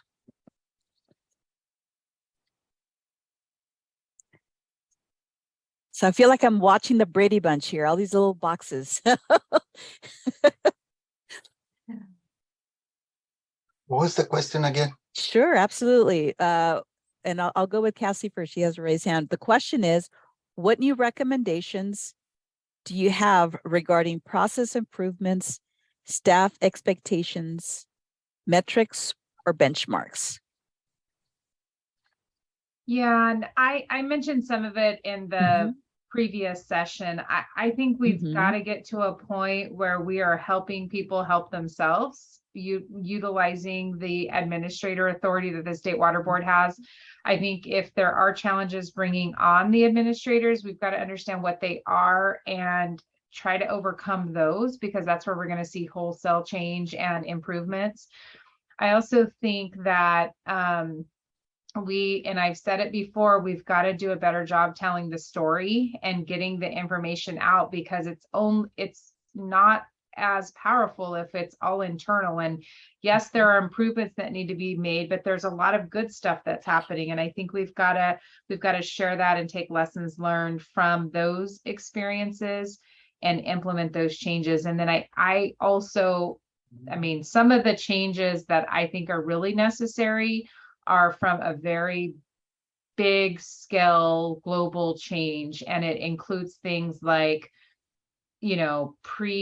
pre-funding folks or pre-qualifying folks for funding. So they're essentially in this pipeline where they could tap into state resources, not when, but if the situation presents itself. So we're not always in crisis mode trying to solve problems. We have people who are getting their ducks in a row in advance of needing to apply for a project. So I think those changes, in addition to the changes you all were talking about at the county level, getting Jianmin and her colleagues support so that they can be an extension of the State Water Board in the work that they're doing, I think is just going to be critical, because there's so much need and only so many folks to go around.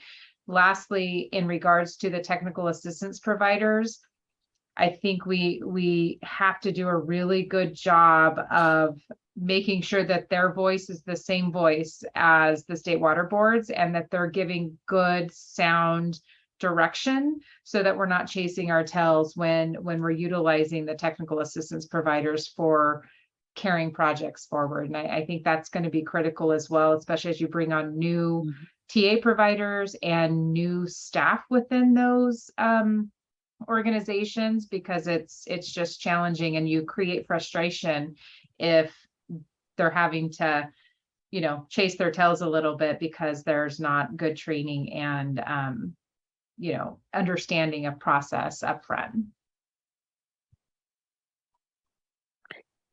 So Cassie, you mentioned at your opening remark, you said we need to do a better job of telling their story. Can you give some examples in terms of what's your feedback on it? What are your recommendations on how we can do that better? Yeah, I think we just have to tell the story of these, and Megan gave the statistics and I don't know them off the top of my head, but we have to get the word out on these 553 projects that have been completed in a 3-year period. Where are they? What are they doing? How has that helped to improve water quality? And the residents within those communities, particularly the disadvantaged communities, or maybe ones that are now part of a bigger water system because they were consolidated, how are they affected by that project? And is their life better, or their situation much better because they went through that project and endured the long road to get to that point? And I don't think it's the voice of the State Water Board. I think it's the voice of the residents. And then that helps create the buy-in that Jim was talking about, and maybe starts talking, this community resident talks to that community resident, and you can start that conversation and create a buzz, if you will, to help in a whole bunch of different areas, including the feel-good part of the work that the State Water Board does. So in terms of this storytelling, I guess because my focus is on outreach. What's the platform? What does that look Oh, Marina, we could Yeah. talk a long time about that, but So- I think it goes Okay. all the way to just the value of water, right? It goes all the way back to that point, a big, huge PR campaign about the value of water. That helps in a lot of different arenas, right? Just so Prop 218, people think about like, oh, I've got to increase this rate increase, but because I can't live without water. And then I feel like in the consolidations that I was involved with in my previous career, no resident said after that project was completed, man, I hate the fact that we are now part of this organization, right? But it just is hard to get that buy-in, like Jim alluded to. So having those folks be the voice rather than the agency or the water board, or, I think that's just going to help. And then the platform is social media, it's YouTube, it's whatever, so that you're having widespread reach with that messaging. Thank you for that, Cassie. Okay. You've got just a few more minutes left. Any additional recommendations regarding process improvements, staff expectations, metrics, or Yes. benchmarks? Go ahead, Horacio, and then Jennifer. Sorry, I tried to be fast. Many of the communities do not make any progress. There's no people organize them. There's no money upfront to do any project. Anyone that has money can make any project, even if it takes 1 year, 2 years, 3 years, 5 years, 6 years, whatever it takes to make it. And if we don't organize between the state, the counties to have funds ready when we need it, we're gonna fail. And the reason we fail is because most of the disadvantaged communities that are having polluted water or overdraft, they don't have a cent. They make very little money. And some people, they live in Social Security, they're incapacitated, they're old. I mean, we have not just the water issues, so we need to create funds within the counties, and the state needs to provide those funds so the money is ready to go ahead and start moving, start taking action. Don't put anything just in papers. It takes organizing, it takes time, and you have to be in front of the issue. So Horacio, I have a question for you. Have you utilized, or I mean, that's why I'm advocating for the administrator program, because that's pre-funded through a contract. So I'm wondering if in your community you have utilized or looked at, are there administrators in your area that would perform those tasks that you're talking about? Because that's my emphasis on the administrator piece, is it takes care of that pre-funding and all of those requirements to help the community help themselves by getting projects implemented. yeah, the administrators, they're very important. Communities won't do any project if you don't have an administrator. We have a real good one that got us money for drinking water and wastewater. She worked with me like 12, 14 years, and I worked with her. She showed me the ropes of how money and the time that it's taking to do projects. And she already passed away last week. And that was our best technical provider for many of the communities in Monterey County. So our CAC is also to do some work here, but it's not in what our CAC does over here does not represent all the communities that are suffering, because our CAC doesn't even have also all the resources in Monterey County to attend all the issues that are happening. Yeah. So if we have funds that are available, administrators and technical assistants can do quicker job and move projects forward. Thank you for that. I want to make sure Jennifer has time to ask her last question. We have like 3 more minutes left. And if we have more time, we want to circle back and ask more folks for additional feedback. Go ahead, Jennifer.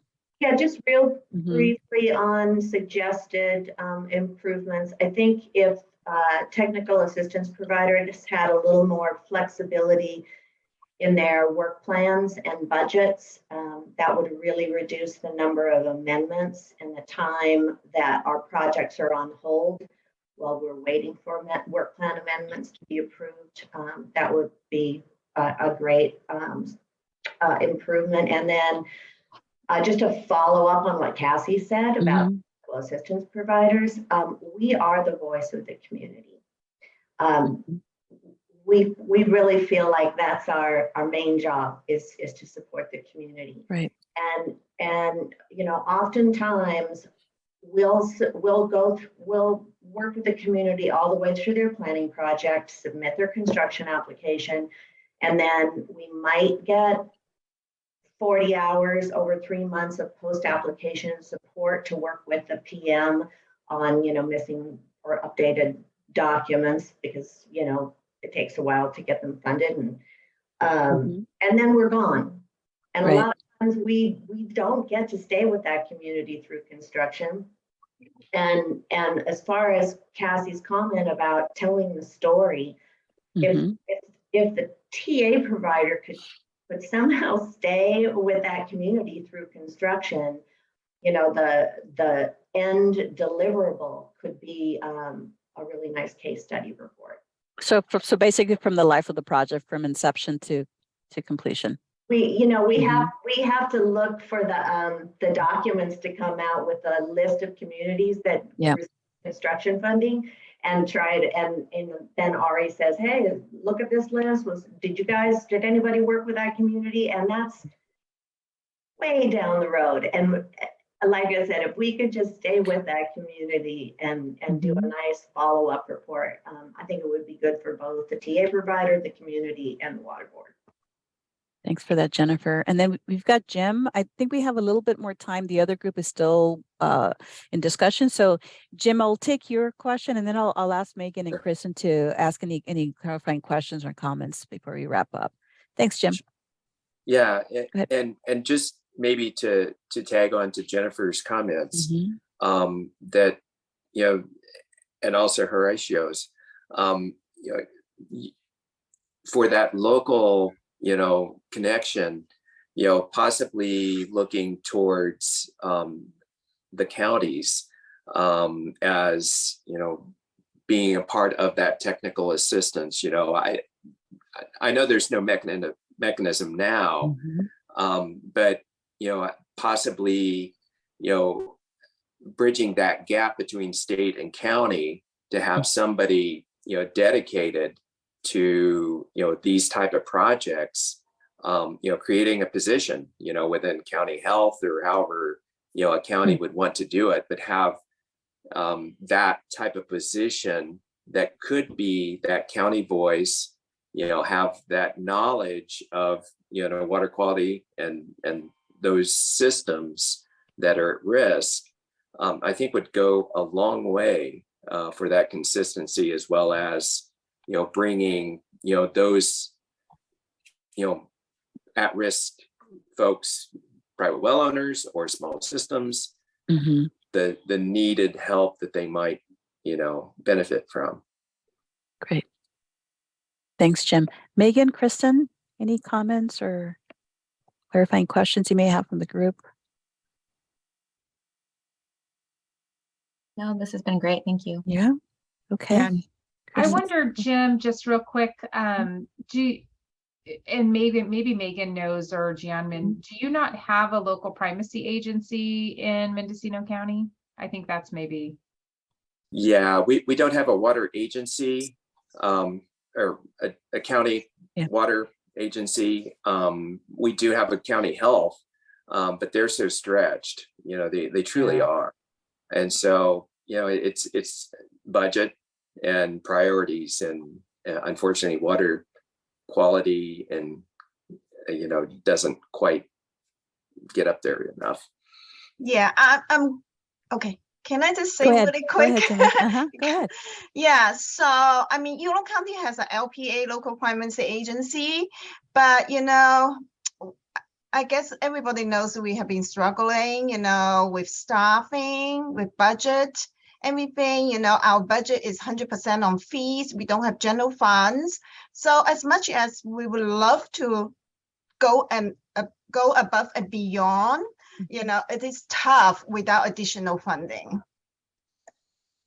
No criticism at all towards you, Jesse. Not at all. Yeah, it's difficult because money is difficult, but I think we need to create a way of having money, and not just you know, if we don't put the amount of money that is needed in counties and local communities, we're not going to go far away. We're just going to be handicapped. So we need to create funds. We need to charge for all the water users at least some type of fee that we can create a fund for water issues, not just the state water board. I will add, we are trying to, in the needs assessment, which I'll talk about next and when we move back to the main group, we are trying to document the resource constraints at the county level. You know, we've been working with another state agency and some folks to do a bunch of research, reaching out to counties to see, you know, do they have a well testing program? What are their new well permitting costs? You know, do they have staff and administrative services available to support state smalls and domestic well systems? Just to try to understand what's happening at the county level and to paint that picture, because I think you're right.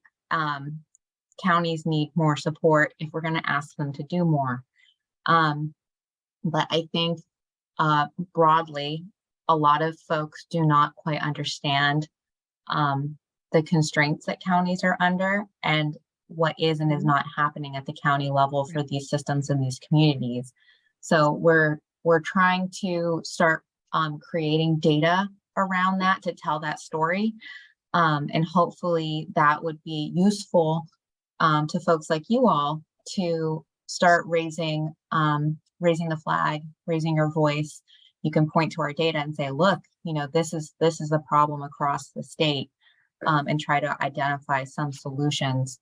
Because I think you're right, there's not enough funding, definitely within the SAFER program, to support all the counties and to support all the work that that needs to happen. So hopefully that's helpful. I'll try to touch on that a little bit during my presentation, but just wanted to let you know that we are thinking of that too and trying to quantify it, put a number on it. So it'd be helpful. Thanks. That's great, Kristen. Thanks. Jim, you had a comment or a question? No, that was it? Yeah. Okay.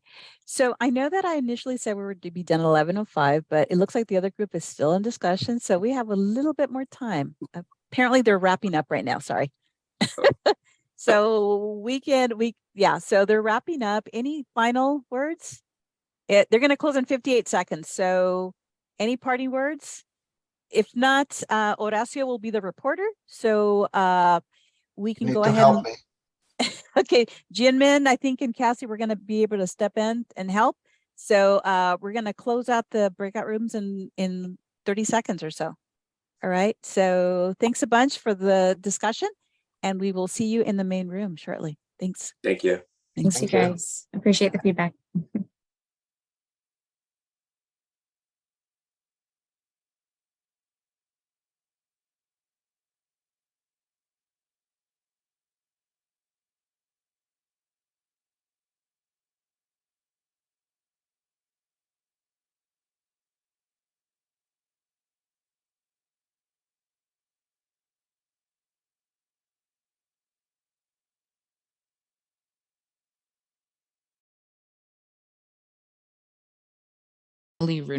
Emily, whenever you're ready, if you could share quick takeaways, maybe under 3 to 4 minutes. I will do that. Thanks, everyone. So in response to the first question about has anybody experienced process improvement from Division of Financial Assistance, I think there was a pretty shared common response of no or not yet. Some folks were waiting on experiencing the improvements, but there was not really anybody stepping forth saying that they've experienced some improvements there. On the feedback section, we've got quite a few takeaways, and I'll try to walk through them, but keep them high level. There's one participant who participated in a Lean Six Sigma improvement process and had some thoughts around reducing the review time for documentation and the application process. There was some conversation around changes to lateral connections and whether or not the process improvements would be implemented one at a time or a bunch of improvements together at the same time. So there was some question around that. A couple comments on needing to improve the CEQA process for these projects, again, to reduce the time it takes to get the projects implemented. A comment about how do we improve supply for domestic wells and the need for more data. One participant spoke to his experience at the Public Utilities Commission and how they have a more expeditious application process, and the staff at PUC engages directly with applicants in particularly smaller systems in an effort to have a more cohesive application process. And there were some questions. This conversation went a little bit back and forth about PUC versus the State Water Board setup, and the State Water Board. I asked a question about technical assistance and whether or not the Public Utilities Commission had technical assistance providers, and what role that they were playing. But the underlying comment was if an application needs a technical assistance provider, maybe the application is too complicated to begin with. And so just looking again at the application process and how can that be approved. And there was some recognition about the size and scope of the projects too. PUC is dealing with the smaller scope of projects than Water Board is, obviously. So, and then there were further comments echoing the concerns around the application process and the paperwork and the timelines. In some cases, it would be helpful for some groups to be able to build out more internal capacity in order to get to the application. And so is there some sort of ability to provide resources for smaller groups so that they can go after these funds themselves, whether they are a consolidator or receiver? So some conversation about that. And if we were able to provide some additional capacity for these other groups, it would also open up the process to other parties than basically the folks that we see on the Zoom every few months. And then there was some comments about Cal Mutuals and how SAFER engages with them or not. Still a lot of questions from Cal Mutuals about the SAFER program. And so we need better understanding about that group. And then at the very end, there was some comments made about whether or not the input from this group is adequately being heard by staff and the board, and adequately being addressed in some of the projects and processes that are being implemented overall by the State Water Board SAFER program. So I think that was about it. Did I miss anything, Adriana? That was excellent. Thank you so much, Emily. Thank you so much. Okay, from group 2, Horacio, if you want to share what your group talked about, 3 to 4 minutes. Okay, stop me when there's 4 minutes. I'm gonna go by the questions. So what kind of improvements have been done at the State Water Board? But we have other comments. We need to have local and state officials to be working together to work with communities. Other people need to get communities together because sometimes it's hard to organize communities.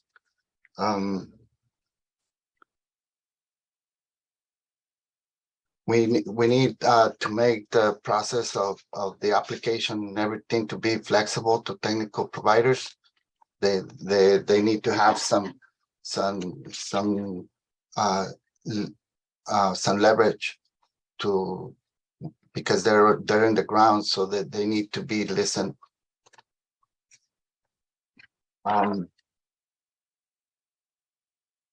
Yeah, technical assistance, it needs to be approved as soon as possible, because there's some issues that are important and it takes too long. So we think about 30, 60 days would be nice. On the second question, we need technical providers to be more involved with communities, to make them organized, to make sure that the project is moving forward.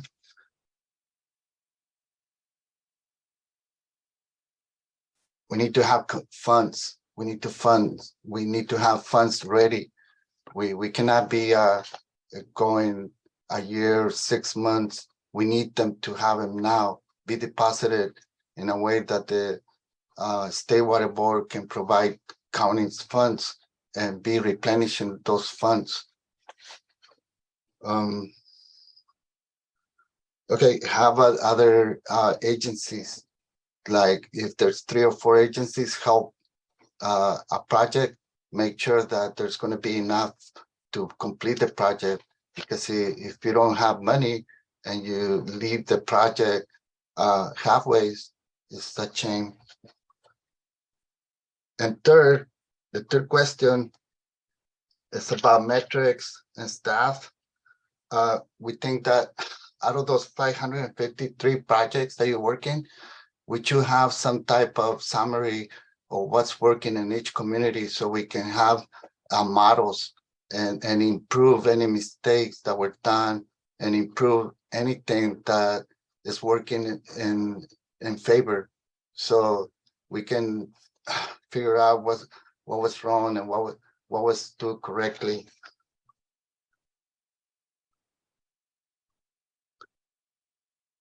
Yeah, for the technical assistance, we need to have lots of more easy way of doing those processes. We need to find a way of cutting time and holding back all those processes, because people need to be keep moving forward and not stopping. And and counties are having a tough time putting staff. We don't have money for counties. We don't have money for helping communities.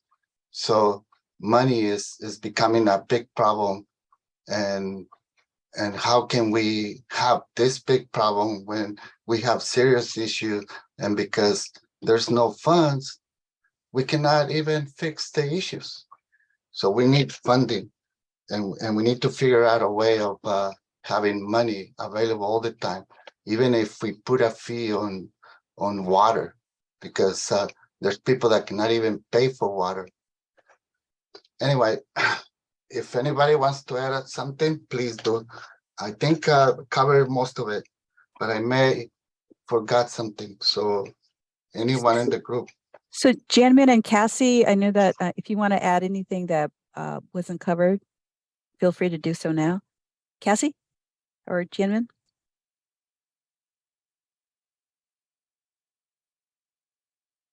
I was just going to say, I think Horacio did a great job. The only other thing that maybe we didn't talk about is the storytelling piece, and making sure that we are mindful of the successes and using those to create energy and examples for others to be encouraged that you can get through the process and see your way to the end of a completed project. So thanks, Cassie. Thank you, Horacio. You're welcome. Awesome. Thank you so much, Group 2. Before we transition to our break, I want to pause and see if any of our colleagues from the Division of Financial Assistance or even Division of Drinking Water have any final reflections or responses as we close out this section. So I can just briefly, first of all, I wanted to say thank you all for all the input and feedback. It's very helpful. I was in the second group and I noted a couple of questions that Emily raised that were in the first group's discussion. So I thought I'd just quickly clarify as far as the timing of the improvements. We're rolling them out as individual processes and policy decisions are made. But we are also trying to make an effort to sort of do as much as we can in the next 6 months or so, and then stop and monitor how those improvements are going and not make any changes for a period of time. So that's sort of the timeline of how we're planning to implement things. And then there was some questions about technical assistance for CPUC regulated entities and mutuals. And I just wanted to make sure it was clear that we can provide assistance to those types of entities through our TA program. So that was all I had. Thank you. Awesome. Thank you so much, Megan, and thank you all for your feedback. So at this time, we're going to take a 30-minute break. We'll be back at 11:55. And when we come back, we're going to be discussing the 2023 Drinking Water Needs Assessment. So thank you and see you at 11:55.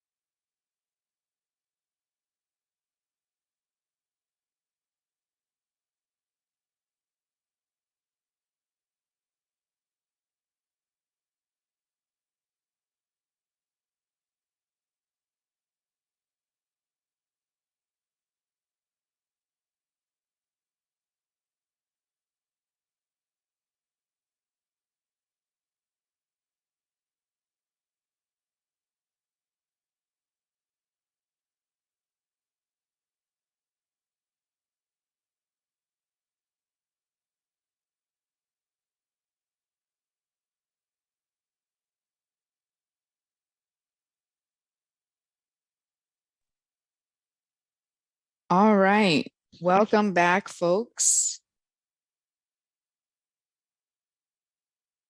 If you stepped away for lunch or for a break, feel free to come back and turn your camera on.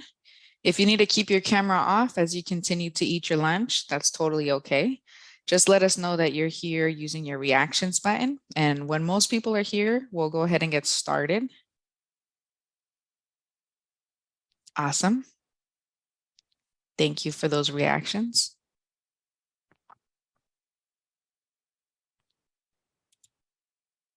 All right, before we bring on Kristen Abel from the Division of Drinking Water to talk about the 2023 needs assessment, I'm going to remind everyone to once again just double check your English channel or your Spanish channel. At the bottom of your screen, there is an interpretation feature. It's a globe. Select the interpretation and make sure that you select either English or Spanish for your audio. And then at the top of your Zoom window, there is a green bar. It should say you are viewing presentation. So under view options, select view options, and then select what PowerPoint you want to see. Under the shared screens, do you want to see the English PowerPoint or presentación en español? Select whichever one you want to view.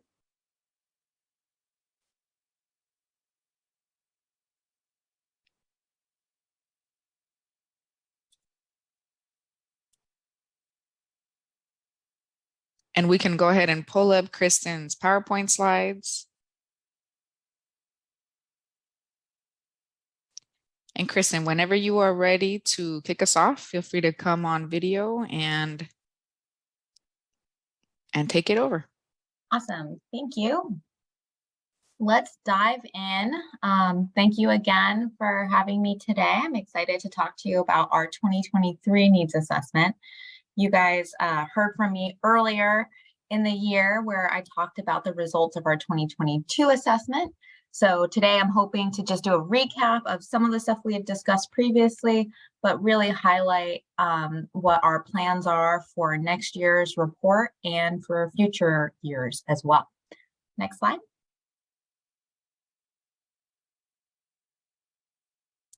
Just to remind people, the needs assessment is an annual report that the State Water Board is required to put out as part of the SAFER program. The needs assessment report is comprised of three core components.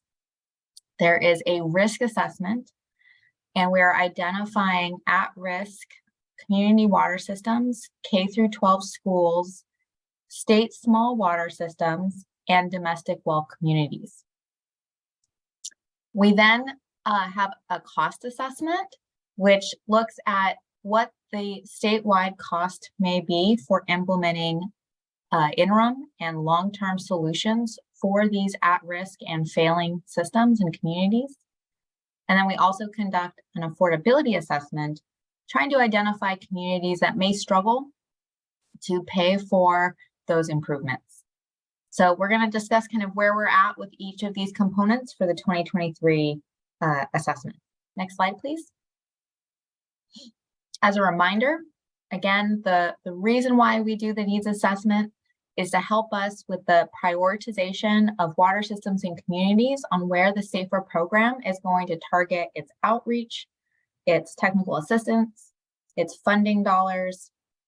We are prioritizing and will always prioritize those water systems and communities that are designated as failing. We then have our at-risk water systems and domestic well communities as our second tier priority, and we go down from there with those systems that are not at risk, not failing, they're doing okay. They're at the very bottom of our priority pyramid. Next slide. If you haven't had a chance yet to check out the 2022 needs assessment, it's not light reading. It is a dense report. It is available on our website. And we have a lot of additional information on our website around how we developed our methods for conducting our assessment, and all of the interim white papers, PowerPoint presentations, and workshops that kind of led us to where we are today. Next slide, please.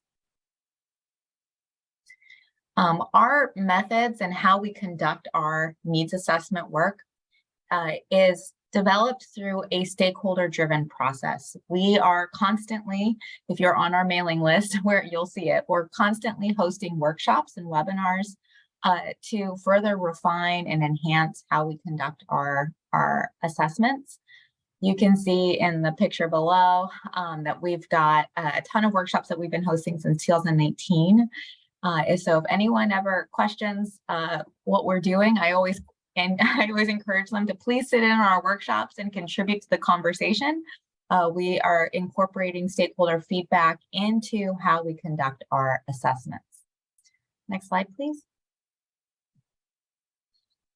So this is a high-level snapshot of what we plan on doing in 2023. So if you're going to remember anything, just remember the first full bullets here.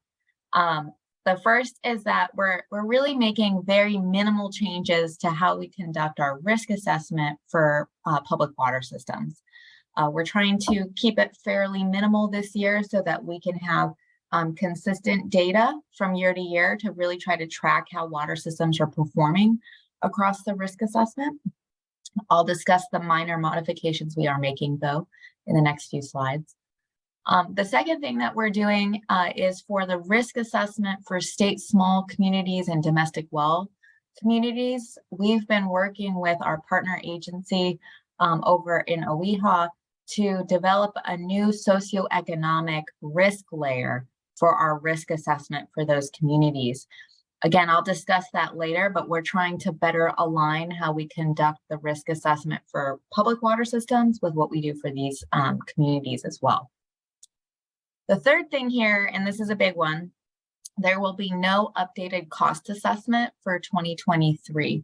My team is currently in the process of updating and redesigning how we conduct the cost assessment. We've done a lot of lessons learned over the last 2 years, and it's going to take us about that long to rebuild the cost model. So you will not see a cost assessment in the 2023 report. What we have been focusing on quite heavily this year, though, is really doing a deep dive to better understand affordability and how affordability is captured in both the risk assessment and the affordability assessment for water systems, as well as state small and domestic well communities. So I'll highlight that because we've been doing a lot of work there. And then I'll discuss next steps. Next slide, please. This is the snapshot in time of what the 2022 risk assessment results were. When we released the report, we had 346 failing water systems, 508 at risk, 453 potentially at risk, and most systems included in our analysis were not at risk. These numbers are slightly different today. If you were to go to our website, we have done our data refresh. We are, I believe, up to around 380 something failing water systems currently. Next slide, please. You can check out our recently released SAFER dashboard if you want to see which systems are failing, which ones are at risk or potentially at risk, and dive into what's happening within these communities. If you click on any of the dot locations, it will take you to the water systems profile page. I believe I demoed this when we last met. So if you have any questions about how to use the dashboard, please let me know. Or more importantly, if you've had any advice on how we can improve the dashboard, we'd love to hear it. We've only had it out for about just under a year now. We want to make sure that we make it better over time. Next slide, please. Okay, so the risk assessment. What are we doing? Last year for the I keep saying last year, it was earlier this year, 2022. I keep thinking in the 2023 mindset. But in 2022, we made a lot of changes to the risk assessment. We took out data points, we added new data points. Everything you see here that's highlighted was added. The red ones that are striped out were removed.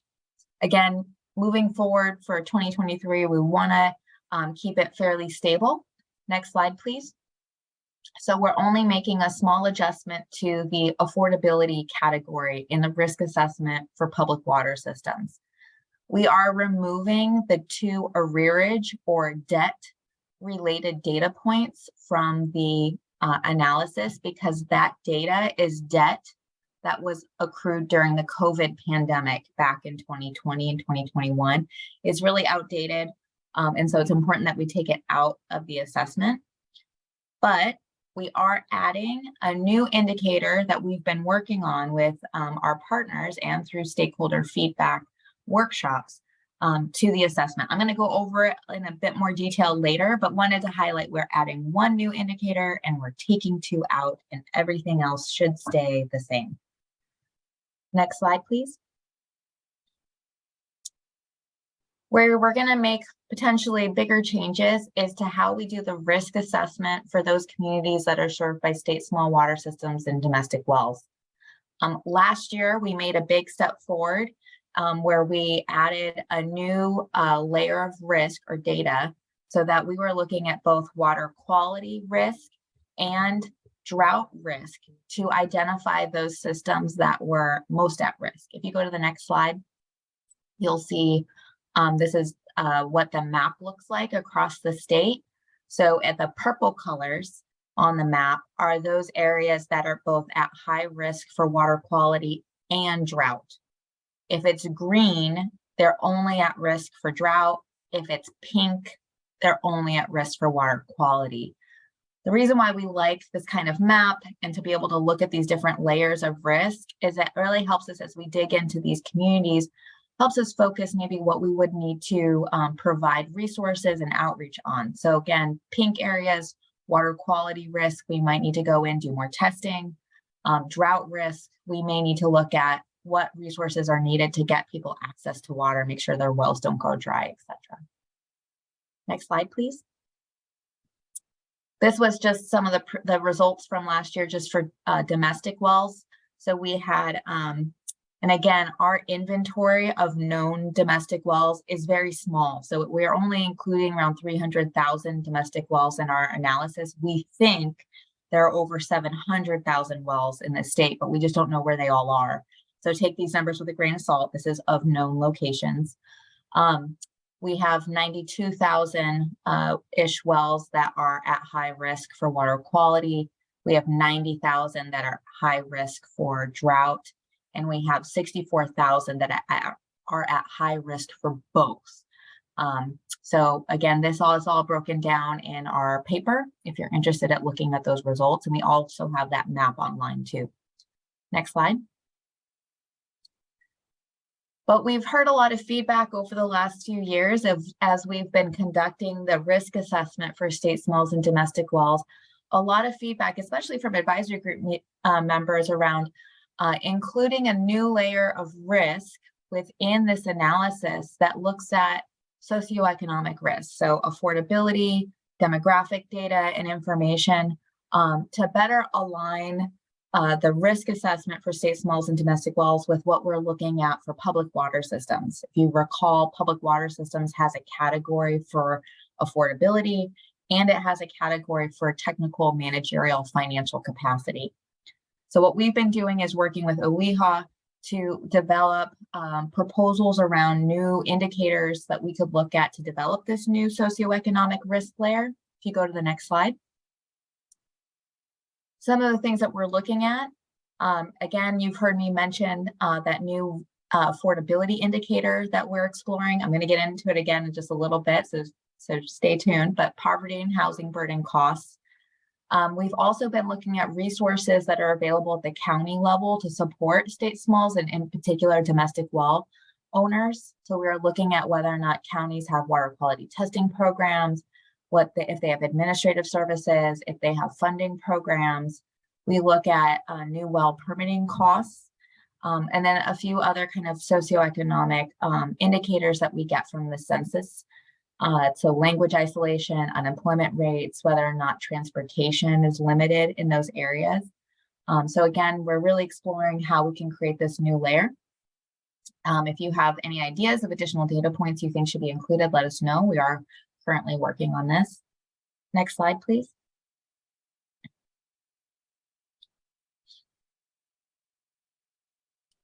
So stay tuned on the risk assessment for state smalls and domestic wells. We're really excited for those changes.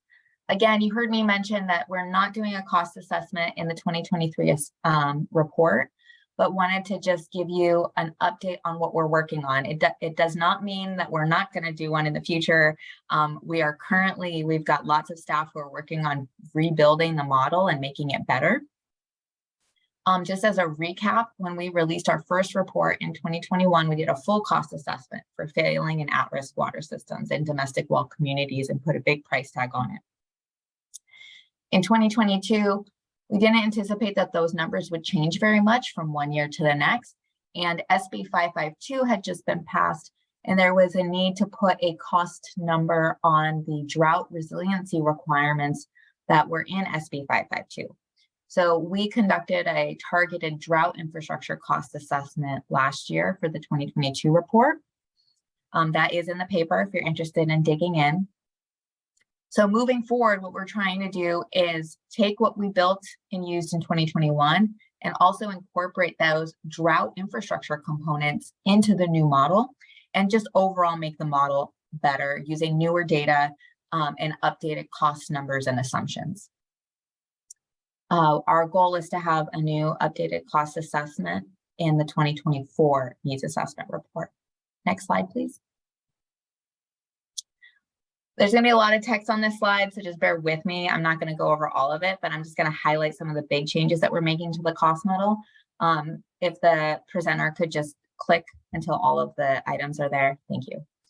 One of the things that we noticed in the first cost model when we released it in 2021 was that the way the model was built with the selection criteria in the model, it was overly selecting POE, POU, and under selecting consolidation as the long-term solution for many communities. And as we all know, POE, POU is not the best solution, especially a long-term solution for many communities, and not one that the Water Board advocates for. So we really needed to dig into the model and see how can we adjust it to make sure that it better aligns with reality. So that's one of the big changes. In order to achieve that, we are modifying how the model evaluates a failing and at-risk water systems challenges that we've identified, and then trying to identify the best modeled solution that we're going to put a price tag on. We've hosted a workshop already on the proposed changes to the overall model, like how the model is going to function moving forward. We got some positive feedback, and now we're working on all the underlying cost assumptions. And hopefully we'll have a workshop ready to go in the springtime of next year to dig in all those cost numbers.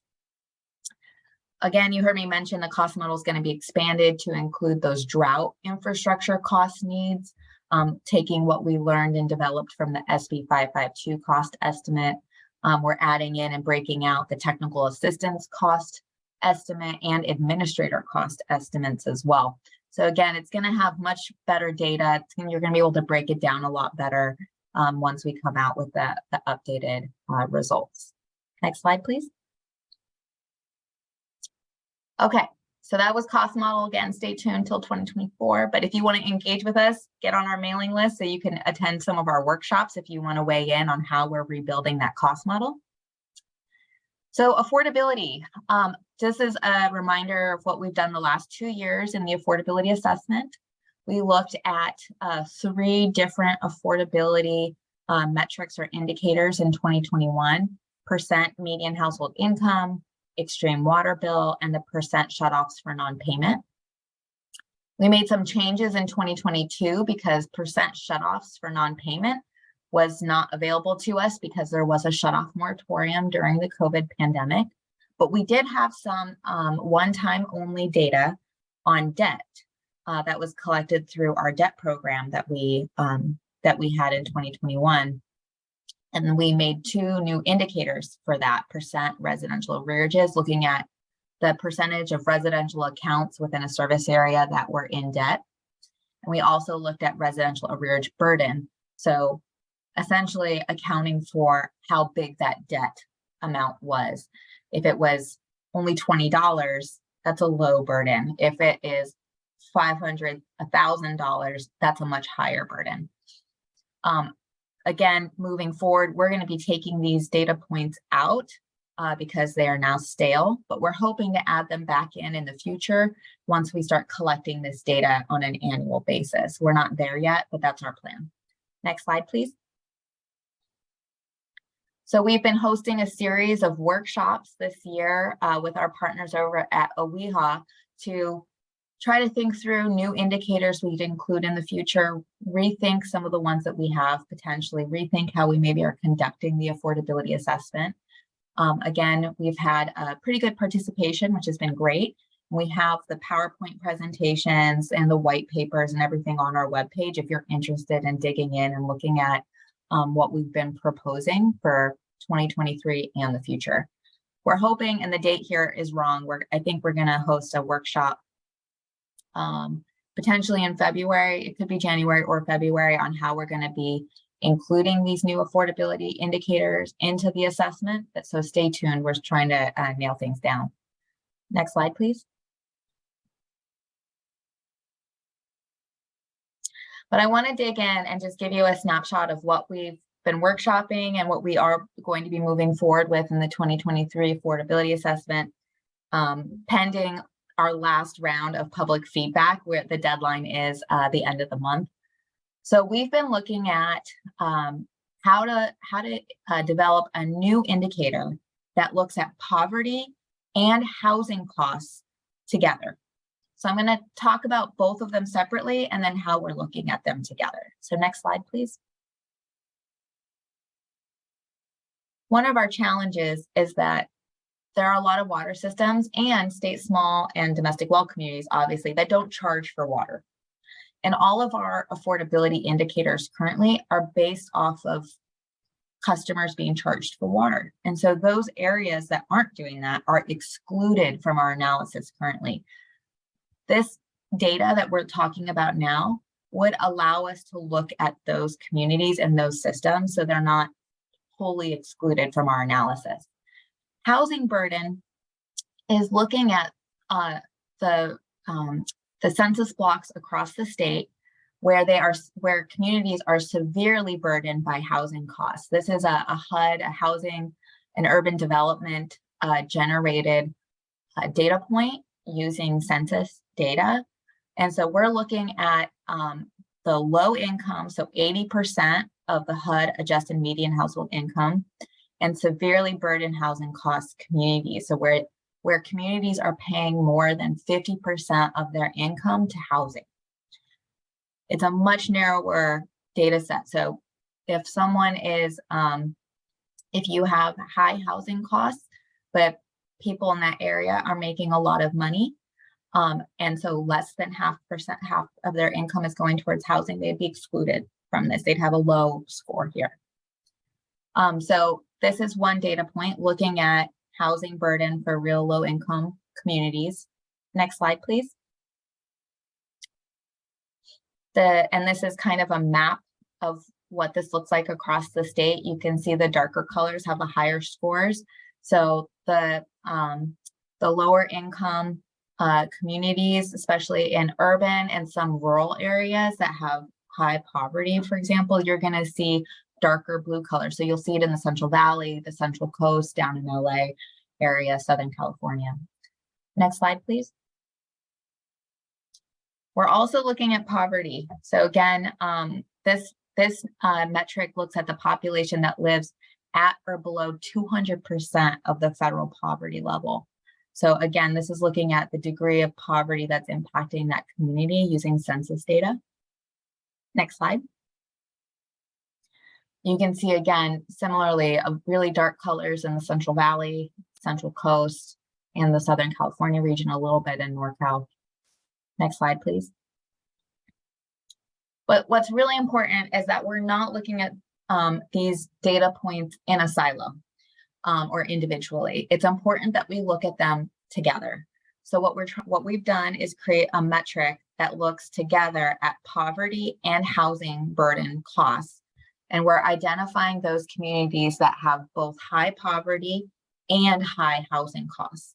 Those communities mean, what that means is that you have less disposable income to spend on all of your other essential services. If you're spending a lot of your money on housing, and you don't have a lot of money, that means you're probably making really tough decisions around paying for your electricity, paying for water services, trash, telecommunications, food, and medicine. So essential services. So this data point that we're creating is a proxy for disposable income and trying to identify those communities that may be struggling to pay their water bill or to afford for additional water services. Next slide, please. So we are hoping to include that new indicator in the risk assessment and the affordability assessment moving forward. You can see here kind of the evolution in time of the different affordability metrics that we've used in the affordability assessment. And so we're hoping by 2025, when we can update the data that we are collecting from water systems, that we'll be able to reincorporate the arrearage or debt data points and shutoff data back into the assessment. And who knows, if you guys have any good ideas or suggestions on some additional new affordability indicators that we can incorporate into our analysis, we're happy to explore those as well. Next slide. So we want to hear back from you. These are our preliminary ideas for the 2023 needs assessment. If you have any burning suggestions, comments, or ideas, please share them with us. These are the 3 discussion questions that we're going to have today. I'll just quickly read them out loud. Question 1 is, do you support the proposed changes to the 2023 needs assessment? Question 2, what additional water system performance metrics should be included in future needs assessments?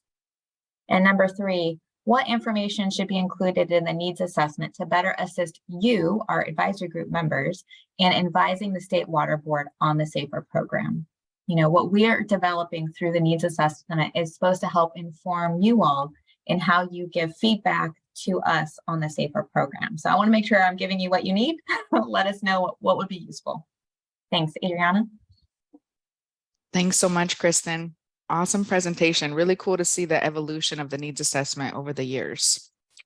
So for this discussion, we are not going to go into breakout rooms. We're going to stay together as one big group, and we have about we have a good amount of time. So you can either respond to the discussion questions that Kristen has outlined here, or you can ask clarifying questions about her presentation or any reactions related to the needs assessment. As a reminder, if you could please raise your hand, you're going to select the reactions button at the bottom and then raise your hand.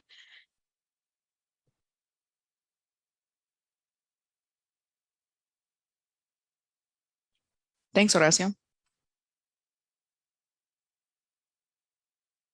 Can I talk now? Yep. Please take it away. Thanks. Yeah, on the needs assessment, that means that nothing's going to happen until 24, 25? Just for the cost model, the 2023 assessment is going to have updated results for the risk assessment and the affordability assessment. So for the affordability until 25, that's when? For more metrics to be included. So we'll have 3 for 2023, but hopefully we'll have up to 6 metrics that we look at in 2025. So there's nothing to help affordability now? In terms of helping affordability, that's a huge challenge, right? We're trying to measure the problem, try to identify communities that are experiencing challenges. That's putting a face, that's putting a number on an issue. The solution to affordability challenges is way more complicated, as you know.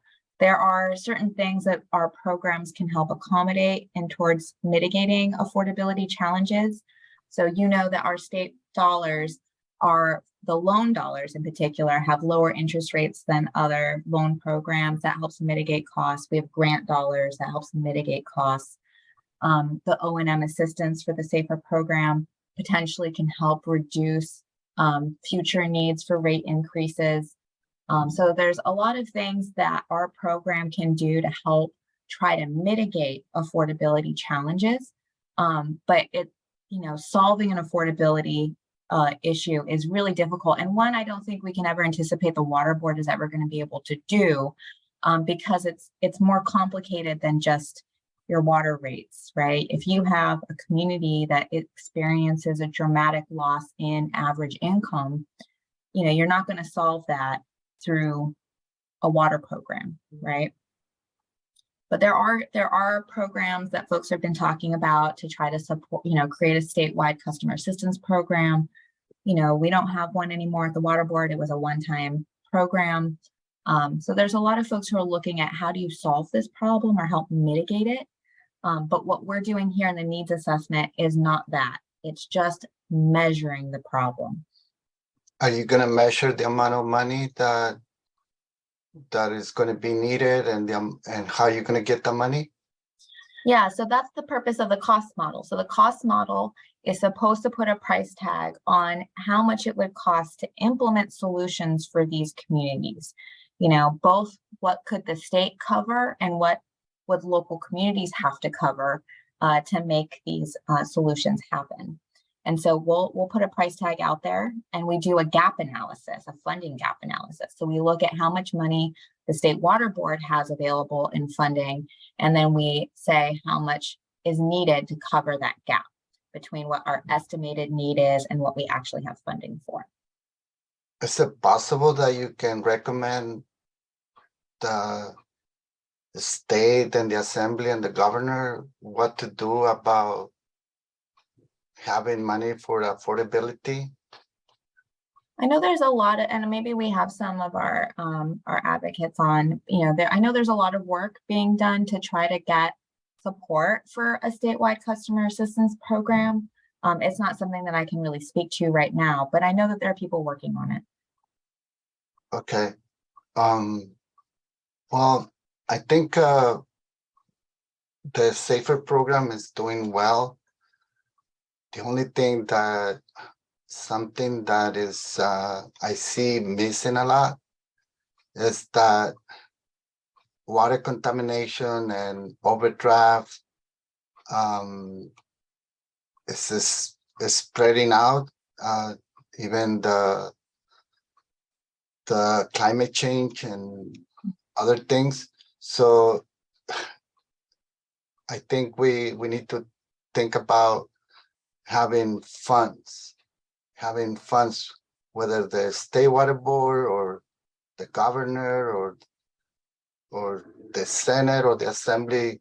We need to figure out how we're going to have funds for affordability and for water contamination and to have drinking water for every Californian. So why do we always have to not move forward because insufficient funds? Anyway, just my comment. Thank you. I appreciate your comment. Thank you. That's a really great set of questions, Horacio, to help us really clarify affordability and how it's connected to the financial support we offer systems. Before we leave here, Kristen, could you just do a quick, maybe 30-second recap of what will be included in the 2023 needs assessment when it comes to affordability? Yeah, so we are going to be updating the affordability indicators that we use in the risk assessment. And then we're also going to be updating the affordability assessment results, where we only look at how systems are performing with those affordability metrics. Awesome. Thank you for that. Okay, next up, I see Michael Rincon and then Jianmin. I just had like a general question. I think, site/recommendation. So I'm aware that the State Water Board's now starting to require certain large systems to test for microplastics in drinking water.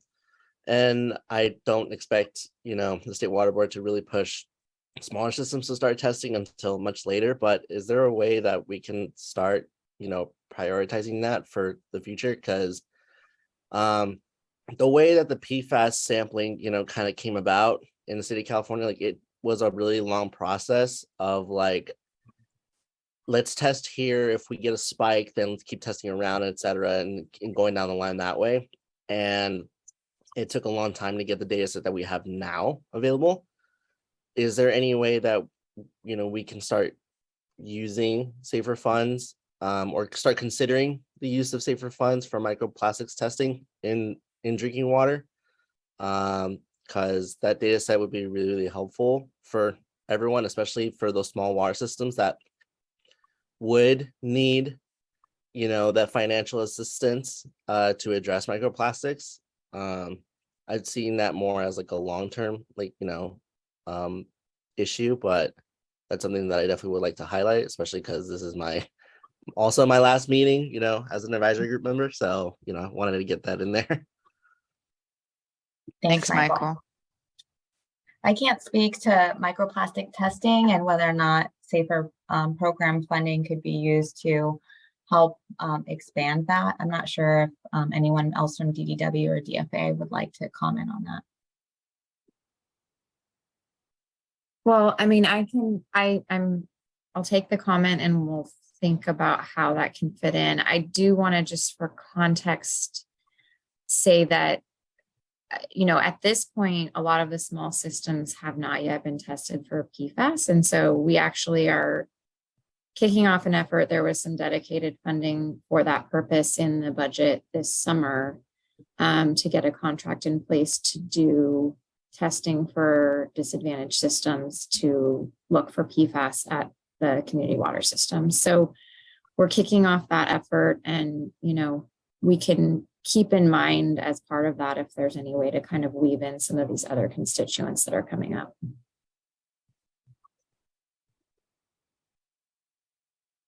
Thanks, Megan. Michael, did that help answer your question?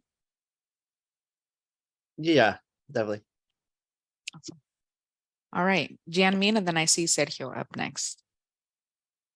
Hi, I just have a question because at the county, we see that the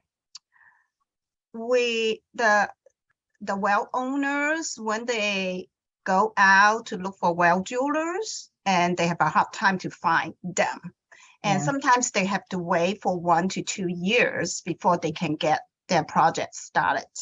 So my question to you is that in your proposed social economic indicators, have you thought about to consider perhaps, like a waiting period of well drillers or maybe well drilling cost, because it varies from region to region?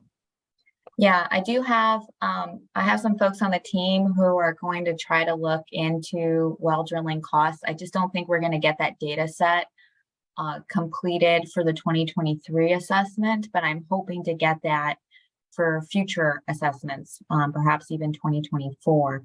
The problem with a data set like that is that it's very time intensive to develop, and then it's almost immediately out of date, and you have to go back and keep it up to date. So I'm trying to figure out if there's a way to collect that data more efficiently and then maintain it more efficiently, but that's a really good one. One of the things that we are trying to look into, I can't promise it's going to be fruitful, but I will let you know. I have a person on my team who's looking at, we're looking at the well completion reports that are being submitted to the Department of Water Resources. And when those well completion reports are submitted, they list the driller name. So we're going to try to look at that data and use driller names to get a sense of how many active drillers may be available within counties based on the well completion reports that are being submitted. It's a bit of a proxy to the accessibility to drillers. It's not getting to your point though for the wait times, but it could help indicate potentially some of the challenges that domestic well owners are facing in getting help for either drilling a new well or deepening a well. Okay, that's good to hear. And I just want to let you know, in my county, we also have a list of well drillers, active well drillers. So I'm happy to share that with you. And also OES, Yolo County OES has done a recent survey to well drillers and asked them, how long it's going to take you to drill a well and things like that. I have that kind of survey to share if you like to get a hold of it. Yeah, that would be great to take a look at. Our challenge is always getting enough statewide coverage for that kind of data so that we can apply it, equitably across, all communities. But I'd love to take a look at it. Definitely. Thank you. Thank you.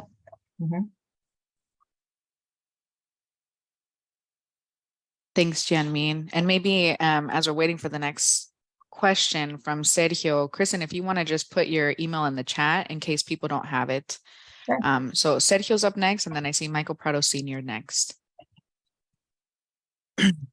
This is in regards to the discussion questions on the 2023 need assessment. Overall, the three approaches are reasonable.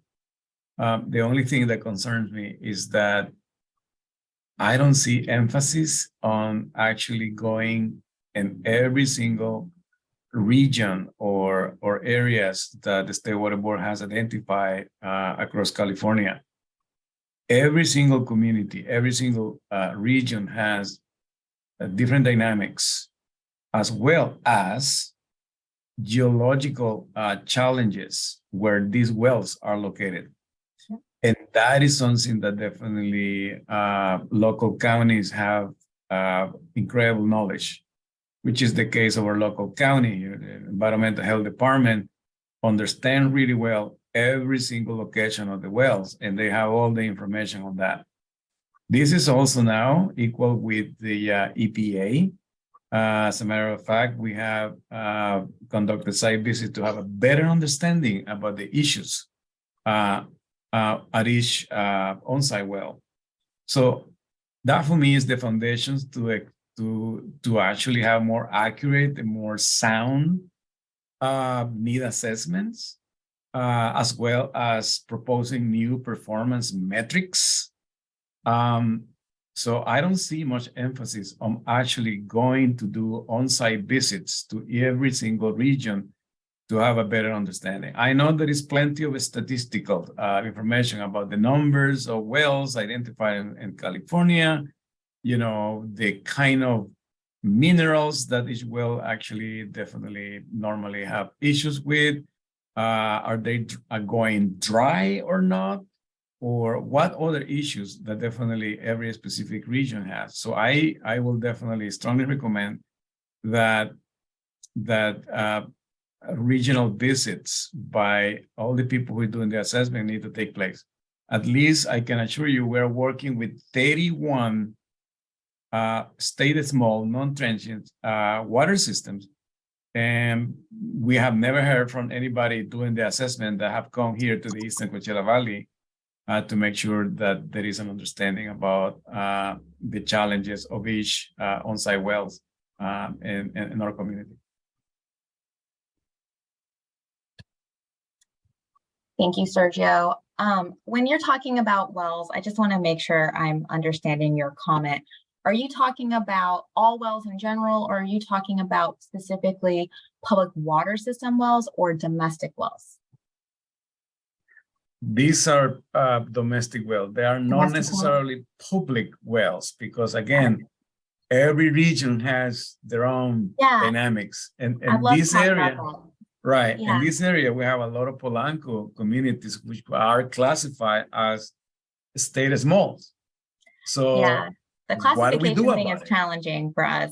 Exactly. Especially, as soon as you're under 15 connections and then you start dropping down, some counties, consider less than 5. Now you're a domestic well, maybe it's all the way down to 1. So classification can become a little challenging, but let me talk just briefly about the data that we use for state smalls and domestic wells, because that data, some of it comes directly from those communities and it is regionally based. So our water quality risk for state small and domestic wells comes from samples from wells across the state.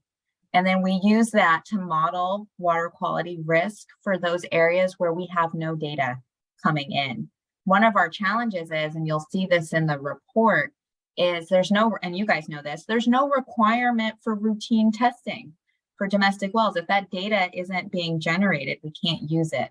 So that's why, and Megan talked about that earlier, the SAFER program's been putting a lot of resources, time, and effort in supporting these county domestic well water quality programs so that we can better identify those that are experiencing a water quality emergency right now or could potentially be at risk.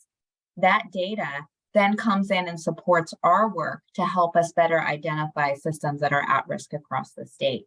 So we are using regional data, but you're right, there's a still handful of counties that just aren't doing a lot of testing and there's not a lot of data there. And that's where we need to try to target some of our outreach and see if we can do better to get that data. On the drought side, though, we do use DWR's My Well's Gone Dry. We have communities that are reporting where wells are going dry, and that really helps us to identify and better improve our assessment. So we are working on that too. Yeah, in regards to the data, I can assure you we have a really good understanding about the actual contaminants that we have at those on-site wells. But in addition to the data, the other issue is that you need to have an understanding about the physical conditions of those wells. Yeah. That is a totally different area from actually getting access to the actual data.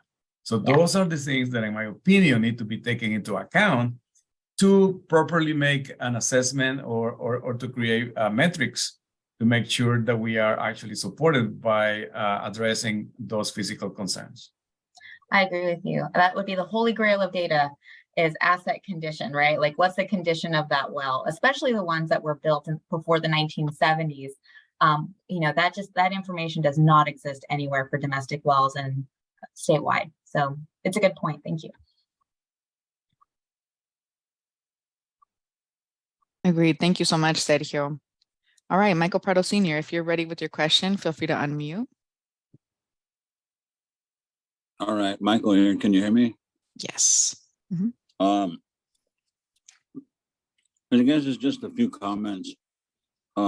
When they're drilling a well, they usually have a hydrogeologist that does the findings of good water, where's the good water, where's your maximum water, and what kind of rocks or gravel or sand or whatever it may be, hard pan, you're going to run into.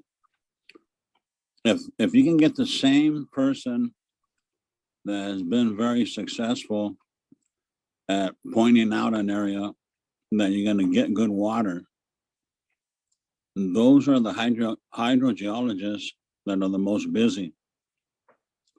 I don't know how they are over there in by the border of where this gentleman's from, Sergio. But do you guys have certain hydrogeologists you use in the area, or are they very few of them? The other thing is the well drillers, when all this drought started and they were drilling crazy, there was well drillers that came all the way from Utah, out-of-staters. Are they still allowing out-of-state well drillers to come in and drill? Do you want me to take that questions? I don't think I can answer them. Yeah, I'm not sure that I can speak with much authority about your question about hydrogeologists. I mean, I think that there's, local ones that are known that different, systems will utilize. As far as the question about the drillers, for example, in Self-Help's service area in the San Joaquin Valley, what we're hearing from them is that there are more needs now in some of those other states. And so they don't have as much incentive to come here to drill. I see. And so we're seeing less out-of-state drillers come, and that's contributing to sort of, the challenge is getting enough drillers on board to do the drilling for at least on the domestic well side. I see. And last but not least, I'll chime in with Horacio on the assessment, the needs assessment. There has to be something done as soon as possible to provide clean, safe, and affordable drinking water to the people of California. It's the law. So there has to be something done somewhere. Thank you. Thank you for your comments. Jim?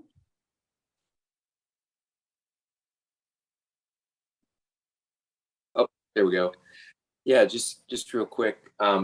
as far as the water quality data that you all collect, and is there a weighting component to some of that data that, for instance, you might only have like a small transient that has water quality that's being reported, but it's in an area where there's a high density of private wells. Is there a weighting of, you know, that data? Say, for instance, if it's a good quality water, but then, you know, in the area potentially there's other issues going on, like high arsenic or those type of issues. Is there a confidence number built into that, the weighting for the model, basically? So our water quality risk layer, and I'm assuming you're talking about for our risk assessment for state smalls and domestic well communities. Right. The way that it works is that it takes actual water quality results, like you've mentioned, from wells that it could be a public water system well or domestic well or a sampling well, as long as it's at the depth that on average most domestic wells and state smalls are at. We take that water quality result, and then within, you know, a mile or so radius of that well, we model out projected water quality based on that actual sample. And we do, like, if we have multiple results from that location or well, we do averages, right, over that time period. And that's how we identify those areas that may be at risk. So it is using actual water quality results collected through our accredited labs and other locations. So we are pretty confident in known data, but the model is projecting where we think there could be issues. And so what we've always encouraged people to do is, if they're interpreting that map and you're seeing that your location could be is designated high risk for water quality, and we say for what contaminants, we say you should probably get tested, right? Test and just make sure you know the quality of your well. Does that help answer your question a little bit, Jim? A little bit, yeah. You know, for instance, if a well shows non-detect for like arsenic, but it's the only data point for maybe a 5 mile, you know, square area, but then there's a high, you know, percentage of folks on private wells that have not sampled their water. I'm just wondering if there's a confidence, you know, you don't have a lot of data points within that area, and you're basing a lot of decisions on that one data point. So I don't know if there's a way to weight that, to take that. Yeah, the risk level kind of goes down as it spreads out, right? So the further you get away, and I don't think we even go out to the 5 mile mark, Jim. It's much more concentrated. What we are hoping though is we do kind of map, you know, I know it's kind of hard to look at those GIS maps. Sometimes there's really a lot going on. But if you look at that map, you know, we identify kind of the areas where we don't have water quality data, but we know that there are wells there, you know. And so for me, you know, talking to counties or GSAs, like that's where you would maybe want to target some testing. Let's fill in the gaps of our known data. It's just such a challenge when we talk about domestic wells in particular. I'll say that SB 200, you know, when it was passed a few years back, it requires counties that are receiving domestic well and state small water system water quality results, that they have to report that data to the state. We've only received one water quality result from a domestic well through this new program. You know, we're just not seeing sampling. And whenever I talk to counties, you know, most of the time the sampling across the state is just for bacteriological contaminants, and our laboratory reporting system doesn't collect that data electronically yet. And then you've got the folks in the Central Valley, we're seeing nitrates. When we look at the state small water system data that we have from the last 5 years for water quality results, we only have results for 300 systems out of over 1,300, and they're only for nitrates. You know, Yeah. so we're not seeing a whole lot of water quality results coming in for these locations. And so again, we want to put that data out there to paint the picture Sure. of like, hey, we think there are issues out there, but the data is really lacking, you know, and it's hard to make really good decisions around that. Right. Yeah. And I kind of see that mapping is sometimes maybe a little err on the side of good quality instead of, you know, poor, you know, potentially other issues going on. So yeah, I've had a little concern with that one. Yeah. I will say we are trying. No, We're I know. always trying to improve our methods and the data. Hard. Yeah, we are trying to create a better map for the 2023 assessment for our state smalls and domestic wells to make it easier to interpret and navigate the results. Yeah. But getting the data that feeds into them is, I think, always gonna be a challenge for us, especially over the next few years. So again, appreciate your help and your thoughts on this. Thank you. Thank you very much. Yeah, of course. Thank you, Jim. I want to give us a quick time check. We have a little under 10 minutes. I see that there's 3 hands up. I'm going to go with Jennifer Hazard first. And then after Jennifer, I'm going to pause and see if there's any comments from others who we haven't heard from yet. And if not, and then we'll go to Horacio and then Michael Prado Sr. And then we'll wrap up with any final thoughts from you, Kristen. So Jennifer, if you want to go ahead and unmute yourself. Thank you. So responding to question 2, I'm wondering if there is a plan to include a performance metric for fire flow capacity in the future needs assessment update.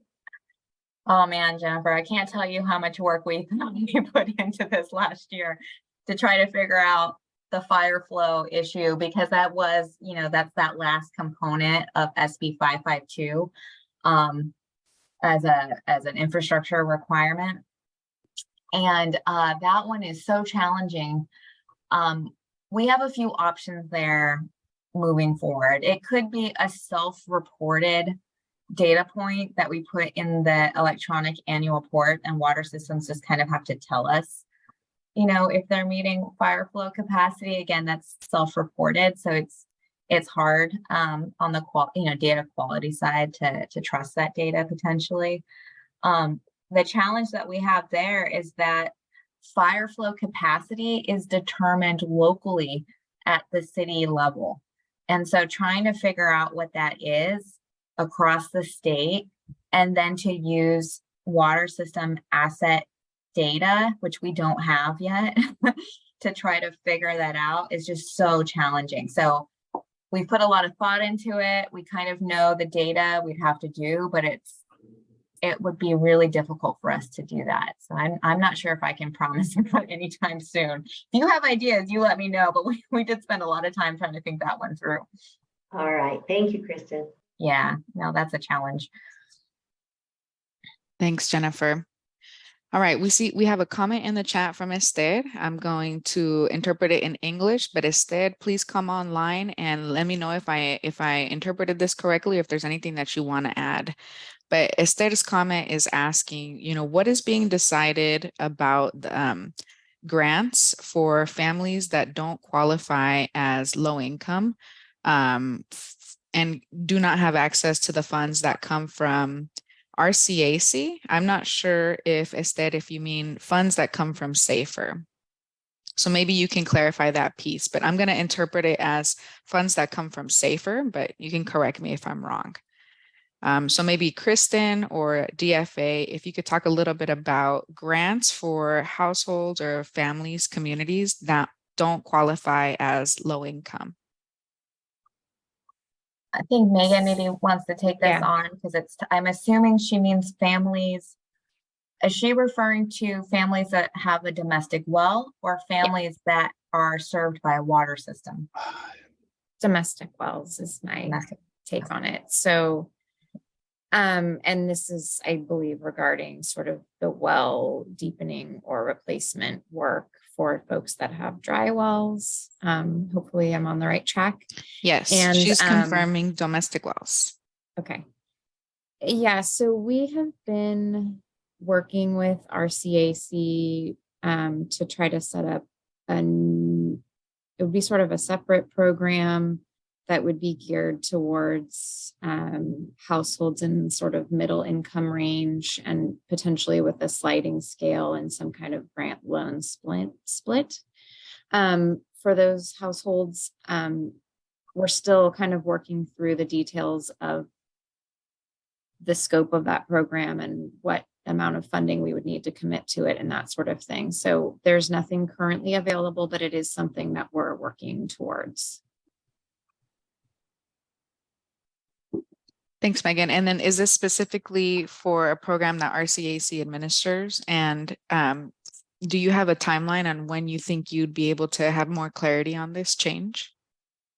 So right now, RCAC and some other organizations do offer well replacement programs for low-income households. And so the question here is to, how much funding we can extend to households that don't meet our current income thresholds, basically. I would say that we should have a firmer update on, at least when we expect to award funds or make a funding decision by the next advisory group meeting. So I can make sure that we have an update on that at the next meeting. That's great. Thanks so much, Megan. And thank you, Esther, for your question. So in March, we'll come back and we'll follow up on this.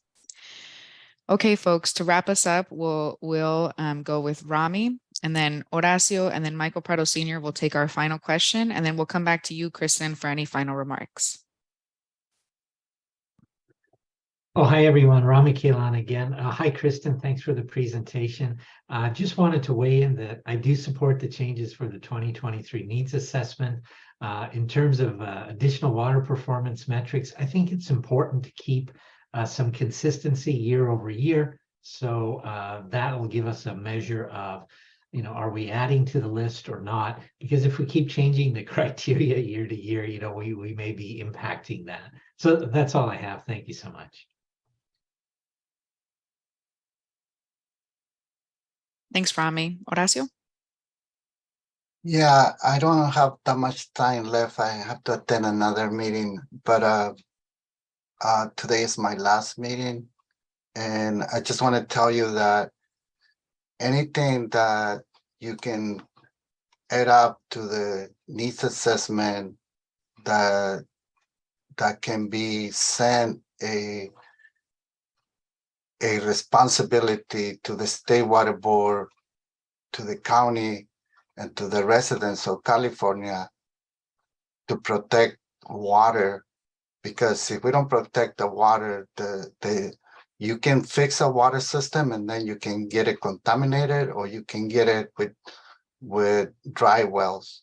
So if we're gonna solve our degraded water resources that we have, especially in agriculture areas and areas that have too much contamination by using different chemicals, it could be any industry. So we need to figure out a way that the county, the state, and any governmental agency can get the information that is needed to protect water and to provide water quality to the residents of California and any local communities that are facing these issues and not getting the help they need because it's taking too long. So my suggestion is that it needs to be a coordination between the state, the county, and the residents. Anyway, it's been a pleasure to serve, and I'll be watching as a public member next time. Thank you. Thank you so much, Horacio, not only for your comments, but all your contributions these last couple of years. We really appreciate your engagement. Thank you.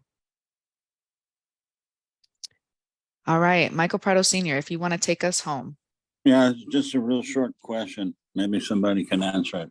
It just came to my mind. I got a phone call from a nonprofit organization, and they called to ask me if I did not have a problem with the state coming in and getting a sample from my tap, that they were doing this to board members only in disadvantaged communities. Does anybody know about that? And maybe heading, the person taking head of it, maybe UC Davis, maybe?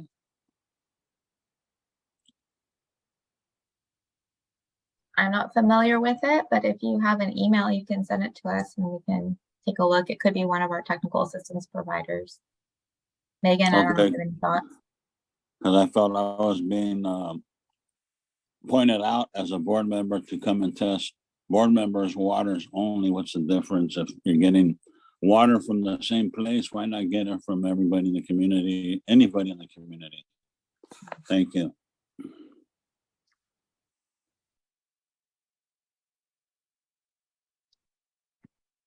Yeah, interesting, Michael. We'd love to learn more. So if you have a name or even any information they sent you, it'd be great for us to learn.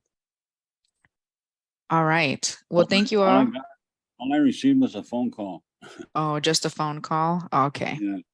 And it's from a reliable source, and just wondering if somebody had more input on it, because at the time I got the call, they didn't have much input on it, just getting approval from the board members of who's going to be allowing it and who's not. Yeah, we don't know off the top of our head, but if it's something that you want to follow up on, we can maybe call that number and learn more together. All right. So we're going to go ahead and wrap up our conversation today. One, I want to acknowledge that in terms of the feedback that we heard, we didn't get to hear from everyone. And I didn't hear a lot about question number 3. What information would better assist you in advising the State Water Board on the SAFER program? So again, the needs assessment is also a tool for this group. So if you think of something later on, Kristen has added her email in the chat, so you can email her directly to even schedule a phone call or a meeting, or just email her with your thoughts. But Kristen, do you have any final reflections, comments, questions?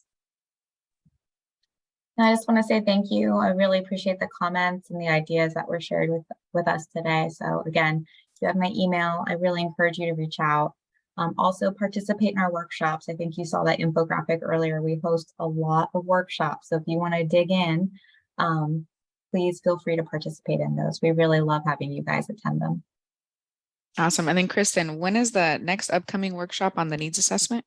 We're hoping either January or February. So stay posted. We're going to email the SAFER email list once we have that scheduled. Awesome. And then you also said the end of the month is the end of the public comment period for the third affordability workshop that we hosted.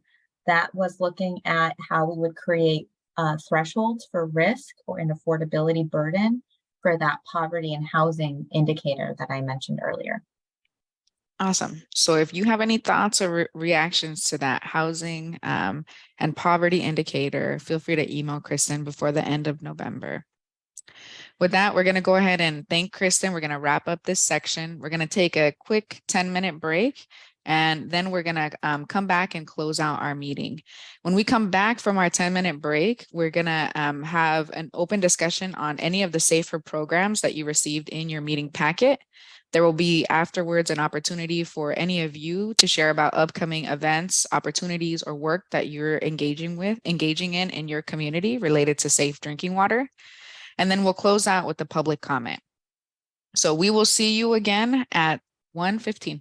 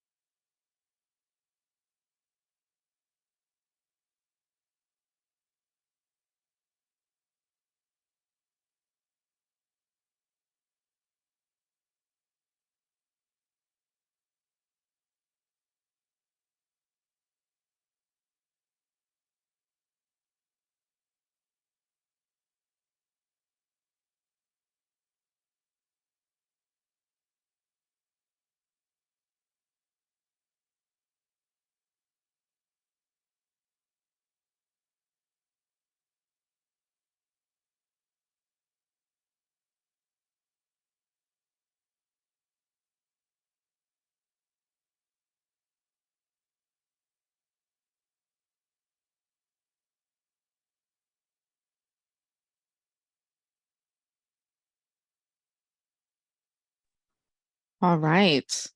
Welcome back from your quick 10-minute break. If you stepped away from your computer, now would be a good time to come back and turn on your camera. If you can't come back to your camera, you can just let us know you're here with the reactions button. Awesome, thank you. Now is a good time once again to just double check your language is set up to the language of your preference, and so is your PowerPoint presentation.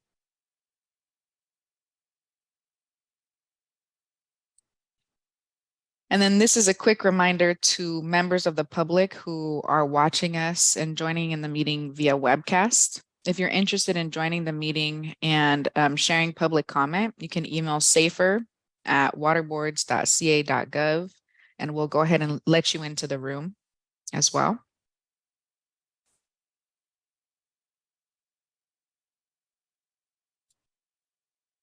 All right. So we're going to take a little bit of time to go to spend some time discussing any questions, comments, or reactions that came up as you were reviewing the SAFER program updates.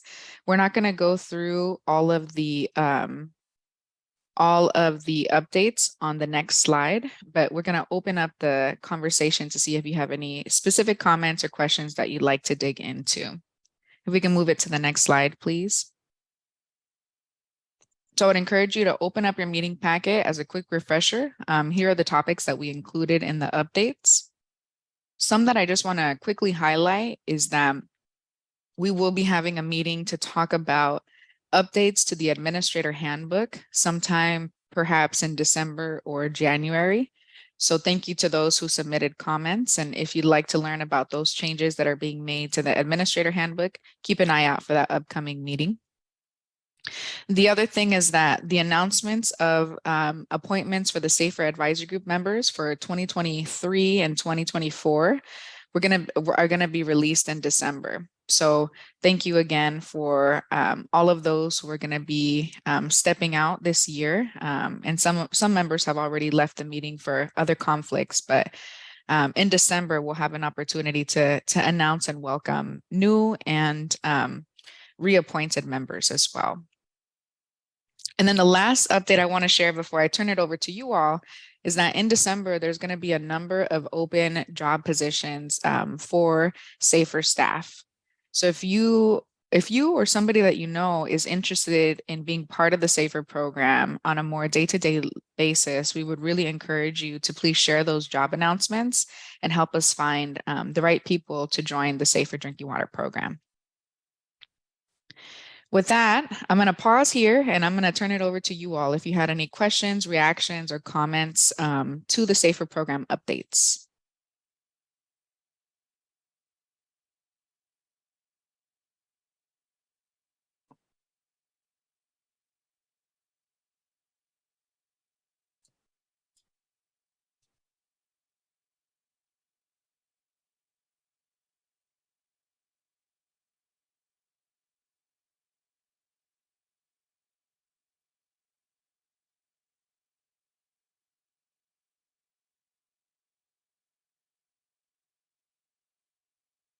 All right, I don't see anything here, but if there's anything that comes up, please feel free to just raise your hand and we can go to you, but let's move on to the next slide for now.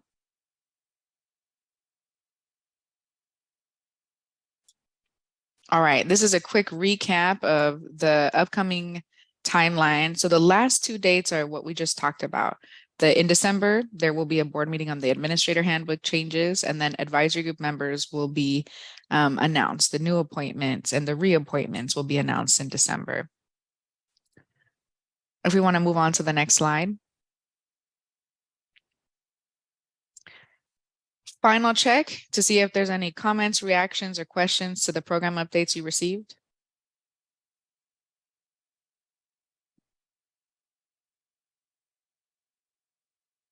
Okay. All right. Well, we're always available if something comes up afterwards. With that, we're going to transition it over to hear your announcements. So Marina can kick us off in this next section. Thanks, Adriana. All right, folks, now we're going to transition over to the advisory group member announcements. in the interest of time, we ask that you share your accomplishments in 3 minutes or less, just to we want to make sure that we want to hear about what you're doing and regarding drinking water projects from the SAFER program. So if you can raise your hand to see if you want to make an announcement, and then we'll take it from there. I know you all have a lot to share, so when doing so, if you can please present the project or the event title, the timeline or the date, the purpose and the objective, any next steps, and again, all within 3 minutes or less.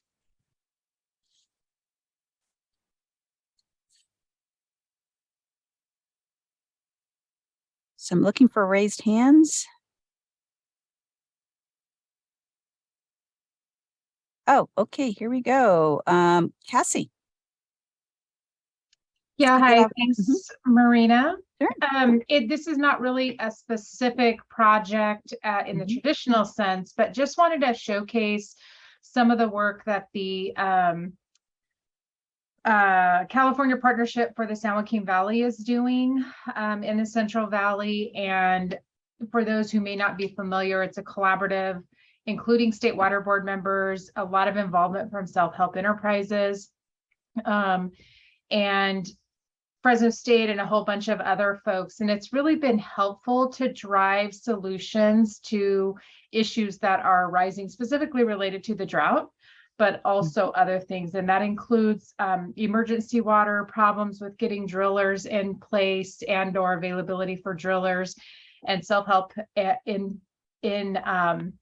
partly and thanks to the state and SAFER program funds, has been very instrumental in being the primary resource for those folks who are facing emergency type situations related to drinking water. So just that group is on hiatus for a couple of months, but encourage folks, if you're encountering problems, delays, to bring that to someone's attention, and likely we can help drive some solutions through that partnership program. It's been very helpful.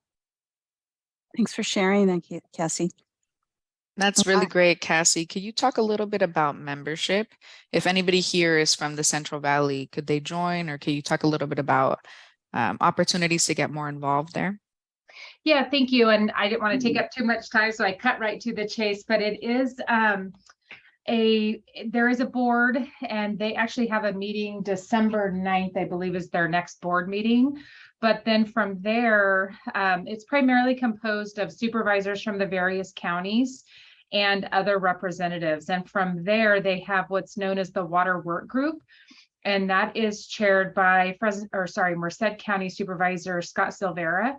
And he is responsible for that group, which is primarily focused on all things water related. And our primary focus has been here most recently on drought impacts and making sure folks have access to water during emergency type situations through self-help and others. It also has led to self-help expanding their program and training other counties we talked about earlier to be able to offer similar type programs. If folks want to be involved, I would encourage you to reach out to Fresno State, Laura Ramos, and I can put her email in the chat. She has been helping with the facilitation of the Water Work Group, and we're always happy to have other folks helping with that effort.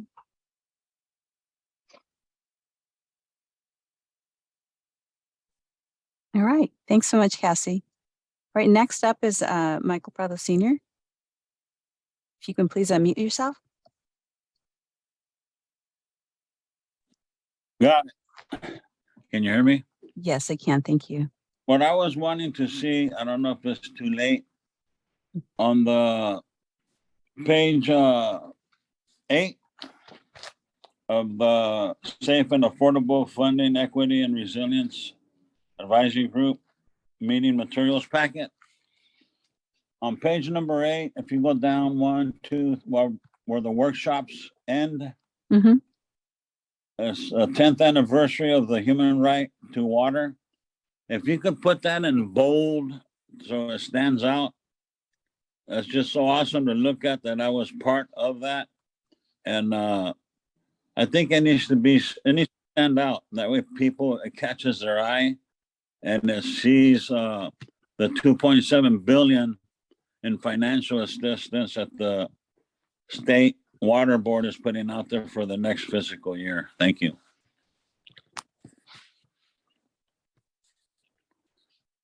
Thank you, Michael. Yeah, that is it's an incredible accomplishment, and it's something that we're all very proud of, and really proud of all the communities and all the individuals who made this happen after decades of work. So thank you for bringing that out. Okay. Any other announcements we have from folks?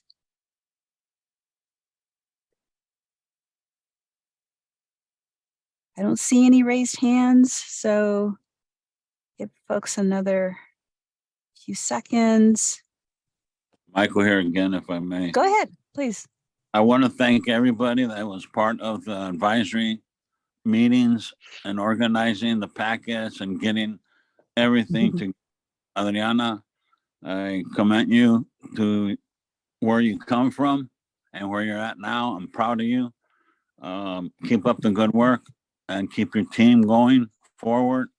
And I hope to see you all next year. Have a happy holiday. Love all. It's very kind of you, Michael. Thank you for sharing that. Yeah, we do. We take a lot of pride in and we work really hard to put these meetings together. We have a full force team that's very detail oriented, and we try to make this a good meeting for all of you, a very thorough meeting. So thank you for those kind thoughts. We appreciate that. Okay. All right. I guess you kind of paved the way, Michael, for the next section. First of all, we want to thank everyone for your announcements. The staff has noted your updates in the meeting notes, and we'll make sure to provide the notes for your review in the next few weeks. At this time, we'd like to acknowledge that this is the last meeting of the year, and we want to thank everybody for their contributions. And this is also the last meeting for some members. Unfortunately, some of these folks have already left. But what we wanted to do is we as a state water board want to thank you all for your participation in the SAFER advisory group. We hope that you can all continue contributing to the efforts of providing safe and affordable drinking water to communities in California. So we're very grateful for that, for all of you. We know that it can be a challenge being here. Everybody's got tight schedules and whatnot, and then there's always issues with technology. So we appreciate your patience and your dedication to being present every quarter with us. So at this point, unless there's any other announcements from other folks, we'd like to move into the last portion of the meeting, which is the public comment period. Okay. So at this point, we're going to open up the public comment period, and we will take public comments via Zoom first, and those via email second. So for those of you who would like to submit a public comment that are listening in, we're receiving public comments via Zoom or via email. If you'd like to email a public comment, you can do so by emailing safer@waterboards.ca.gov. Be happy to take your comment. You'll also be given the option to join the Zoom meeting and provide your comments live, or have water board staff read the comment for you. The purpose of this public comment session is to provide feedback on the topics we just covered, including the draft fund expenditure, draft fund expenditure plan, the strategy for domestic wells and state smalls, and point of entry. Please note, State Water Board staff will not be answering any questions. We will take public comments received via Zoom first, followed by public comments via email. At this moment, I don't think we have any public comments received via email.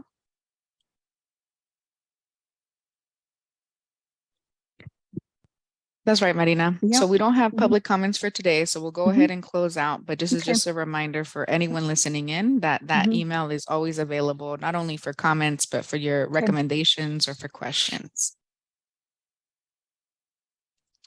Okay. Don't we have any comments for today? Then we're gonna close that out. Okay.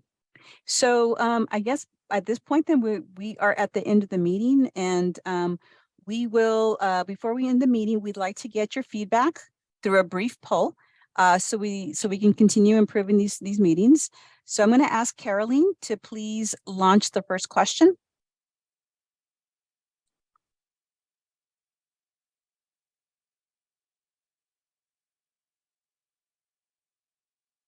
Sorry.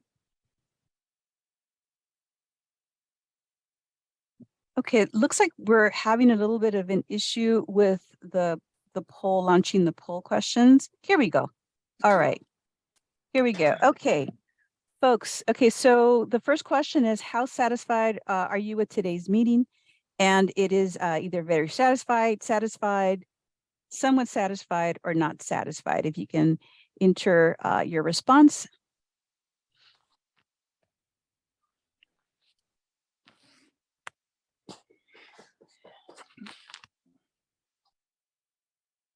Okay.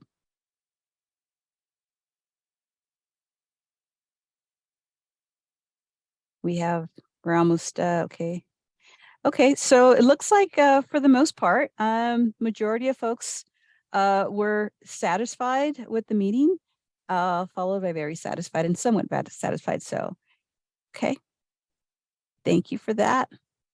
Since we have some time here, we'd love to open up and see if you have any feedback about it. You know, this is the last meeting of the year, and we're in a period of time when we're thinking about what needs to change for next year. So especially for those, I'm curious, for those that were somewhat satisfied, you know, what tweaks or things that we could do next year to make it better? And then for those of you that were very satisfied, we're curious, you know, what worked well this time that you want to make sure that we continue moving forward.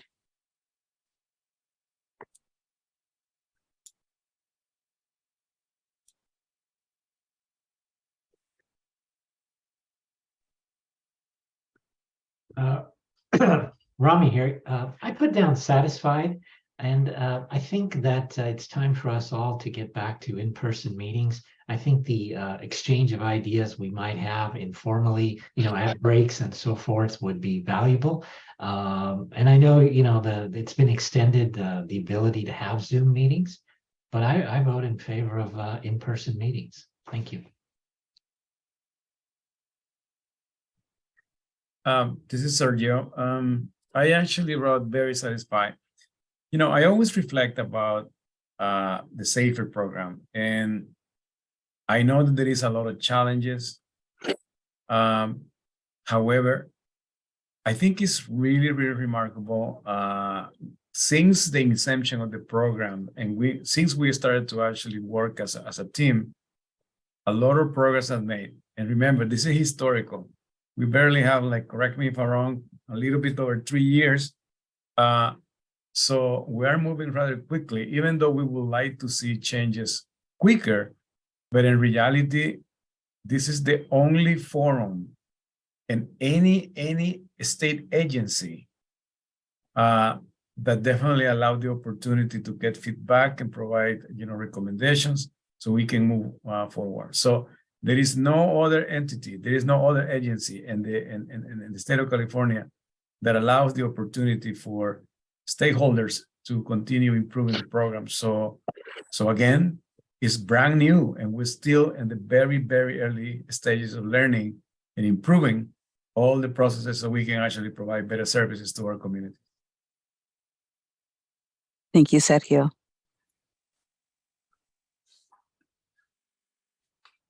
Any other thoughts on this first question? This is for Sergio. Michael here. Go ahead, Mike. Sergio, when you get your project all done, I'd like to be invited to take a tour of it. It's such an awesome project that you have going on, and I know the work it takes. Thank you. Will do, Michael. That's great. All right, folks. All right, so let's go ahead and move on to the second poll question. Yeah, before I launch that, I also saw that Jim, I saw you unmute. I don't know if you would like to chime in. And then I also see Emily has their hand up as well. Yeah, I just wanted to add that I coming from the state of Indiana and working in the state's drinking water program, I'm in awe of what you all have accomplished here, and I'm really envious that I didn't have anything like this as a tool in the state of Indiana, and I share this information with my former colleagues in Indiana, and it's just great what you're doing, but keep up the good work. Thanks.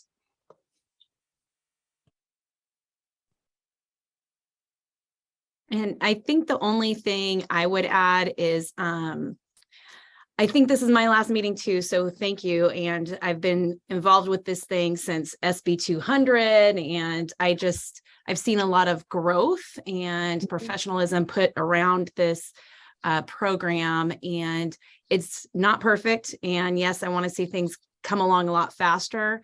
But when I look around the country, I do believe that this is the largest program of its kind in terms of the scope of what we're trying to achieve. And so there are short-term challenges, but we should also be proud of what we're trying to achieve here. So kudos to the staff and for everybody who's been chipping in to push this program along.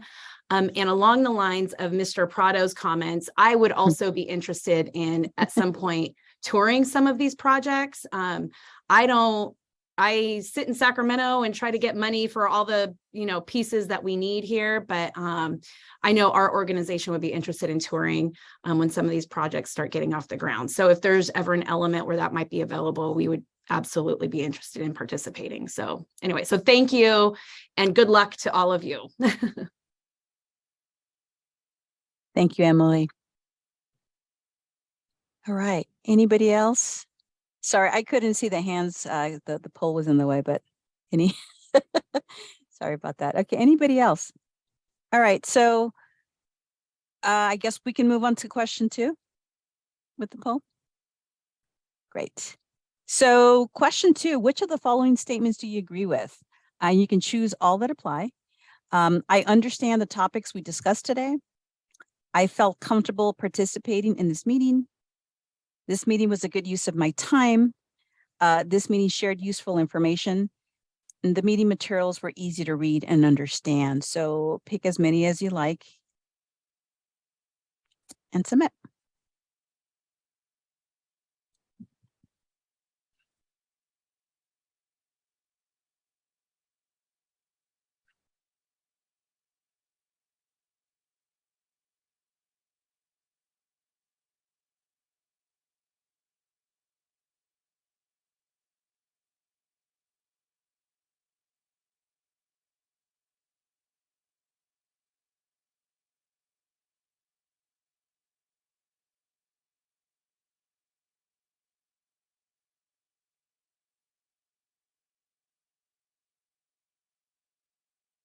Okay, looks like most of the responses are in.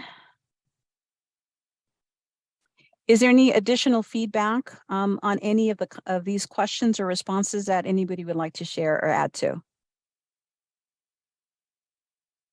Looks like most folks agreed that that we shared useful information.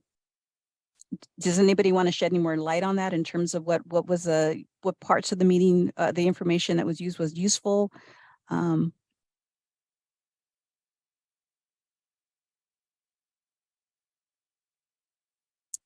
Any thoughts on this? Nope. I'm seeing some improvement in the meeting materials. Michael Prado Sr. highlighted some, really the way that we might improve the way that we do headers so that it's easier to read when there is chunks of information. Is there other ways that we can improve the materials, either the packet or the PowerPoint, or maybe the emails that you get reminding you?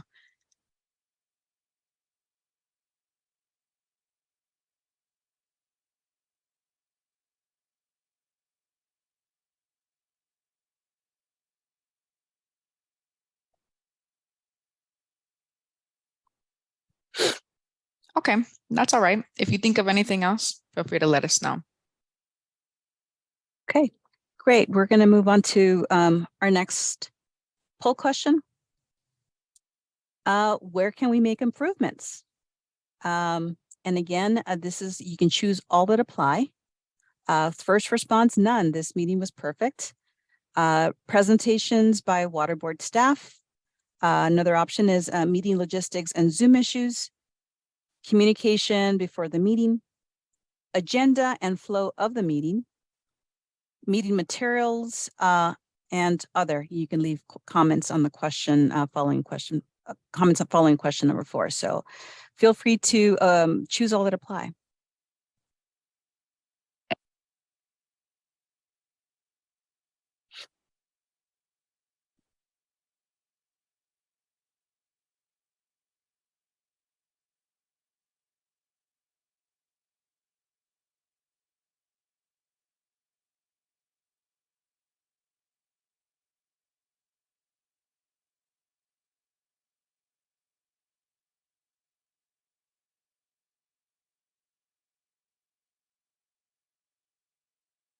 Okay.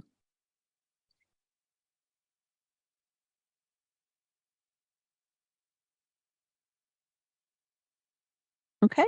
All right. Looks like a lot of folks were satisfied with the meeting. It looks like we could, like 11% mentioned that we could improve on the presentations, and about 22% indicated improvement in communication before the meeting. Does anybody want to share any comments on that? And if you want to share now, that'd be great. If you want to share it with us individually, we can also take that as well after the meeting. Emily, you have your hand raised.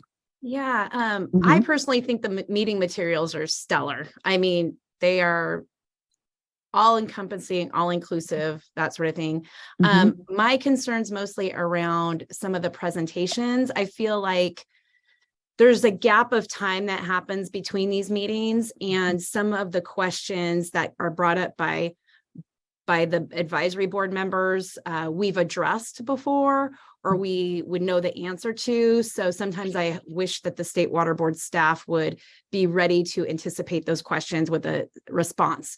As an example, earlier there was questions around funding and what can be funded and what's not funded and things like that. And we know, I could probably do 5 or 10 minutes right now on what we know is funding, what we likely can see legislatively may or may not happen. And so some of that stuff I think we can anticipate and provide a few minutes on, instead of just waiting till the next meeting where the question's asked again and then there's still no answer. So I think some of this stuff could be addressed just by what we already know is happening within the program and what's likely coming down the pike, even if it's just speculative in nature.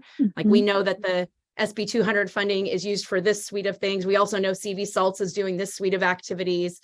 We could probably articulate that pretty easily through a couple of slides. So anyway, so just a little more anticipation of the topics that are likely be brought up by board members. I think that would help improve and move along the conversation too. Thanks very much for your perspective on that. Duly noted. Okay. Anything else regarding presentation? There's nothing on meeting logistics and Zoom issues. That's incredible. We are always trying to improve our technology, but it doesn't always work in our favor. So I appreciate your patience again in advance for that.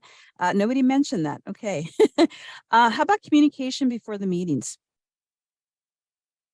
We make a concerted effort to make sure we get the materials out, to send folks reminders and whatnot. So what can we do better?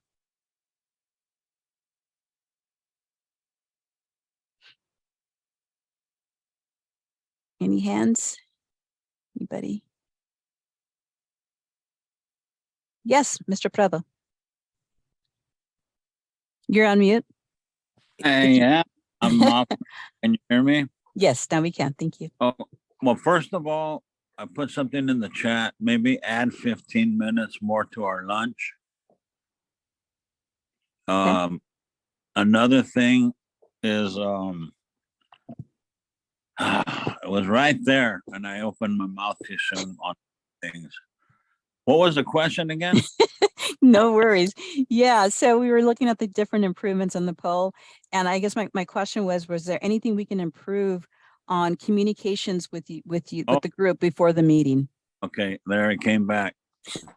What's been helpful for me, and I think for other members of the AWA Coalition, is we have a meeting, a pre-meeting prior to this advisory session. And that has been helpful to me to better understand kind of what's needed in our area and things that we could ask for or find out if it's ever going to be a vision in the future. Those kind of things have been very helpful to have before the official advisory meeting for me. Thank you. Thank you, Mr. Prado. Okay.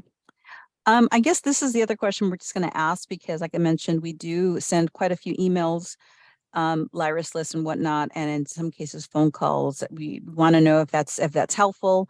If it's not, please let us know. Let us know what your preference is.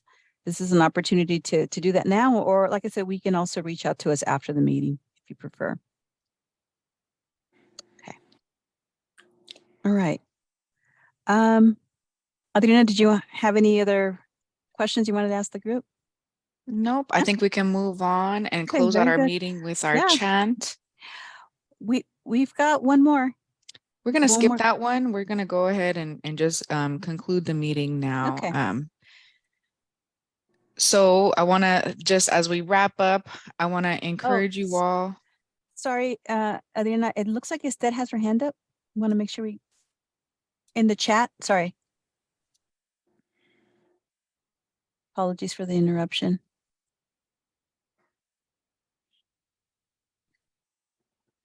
Yeah, go for it, Esther. Sí, solamente quería. Sí. Solo quería agregar que en lo que Yes, I only wanted to add, based on what you asked, if you can also call us. no lo hicimos. Es algo que compartimos a Isabel y yo. Gracias. Thank you. I would like to add to, if you can give us a call. Estoy operando Hello. I've been hearing here, but I'm pending about this meeting. Gracias. I will also appreciate a phone call before the meeting as a reminder. Awesome. Really great recommendation. Thank you, Esther. Thank you, Isabel. I'm glad to see both of you. I'm glad that you could take the call together. I think that we'll make sure to add more phone call reminders to support too. So thank you for that. Okay. Gracias. Okay, folks. We have come to the end of our meeting. This wraps up the last Safer Advisory Group meeting of 2022. And with that, we want to encourage everybody to please come on off mute to finalize our last meeting of the year with our Safer chants. At this time, I just want to give a big thank you to our advisory group members for joining us. For those of you who are exiting, thank you so much. And we hope to see you continue to engage and partner with the SAFER program. And then thank you to all State Water Board staff who've made this year possible as well. So go ahead and unmute yourself. And then the English chant is water should be safe, water will be safe. The Spanish chant is el agua debería ser sana, el agua será sana. All right.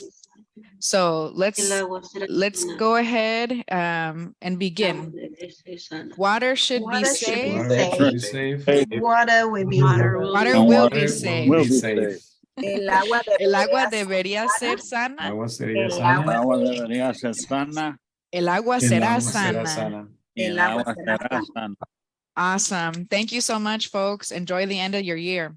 Y sí se puede. Thank you. Thank you, se puede. Adriana. Sí se Gracias, puede. gracias. Bye. Bye. Thank you. Bye. Good night. Thank you. I wish.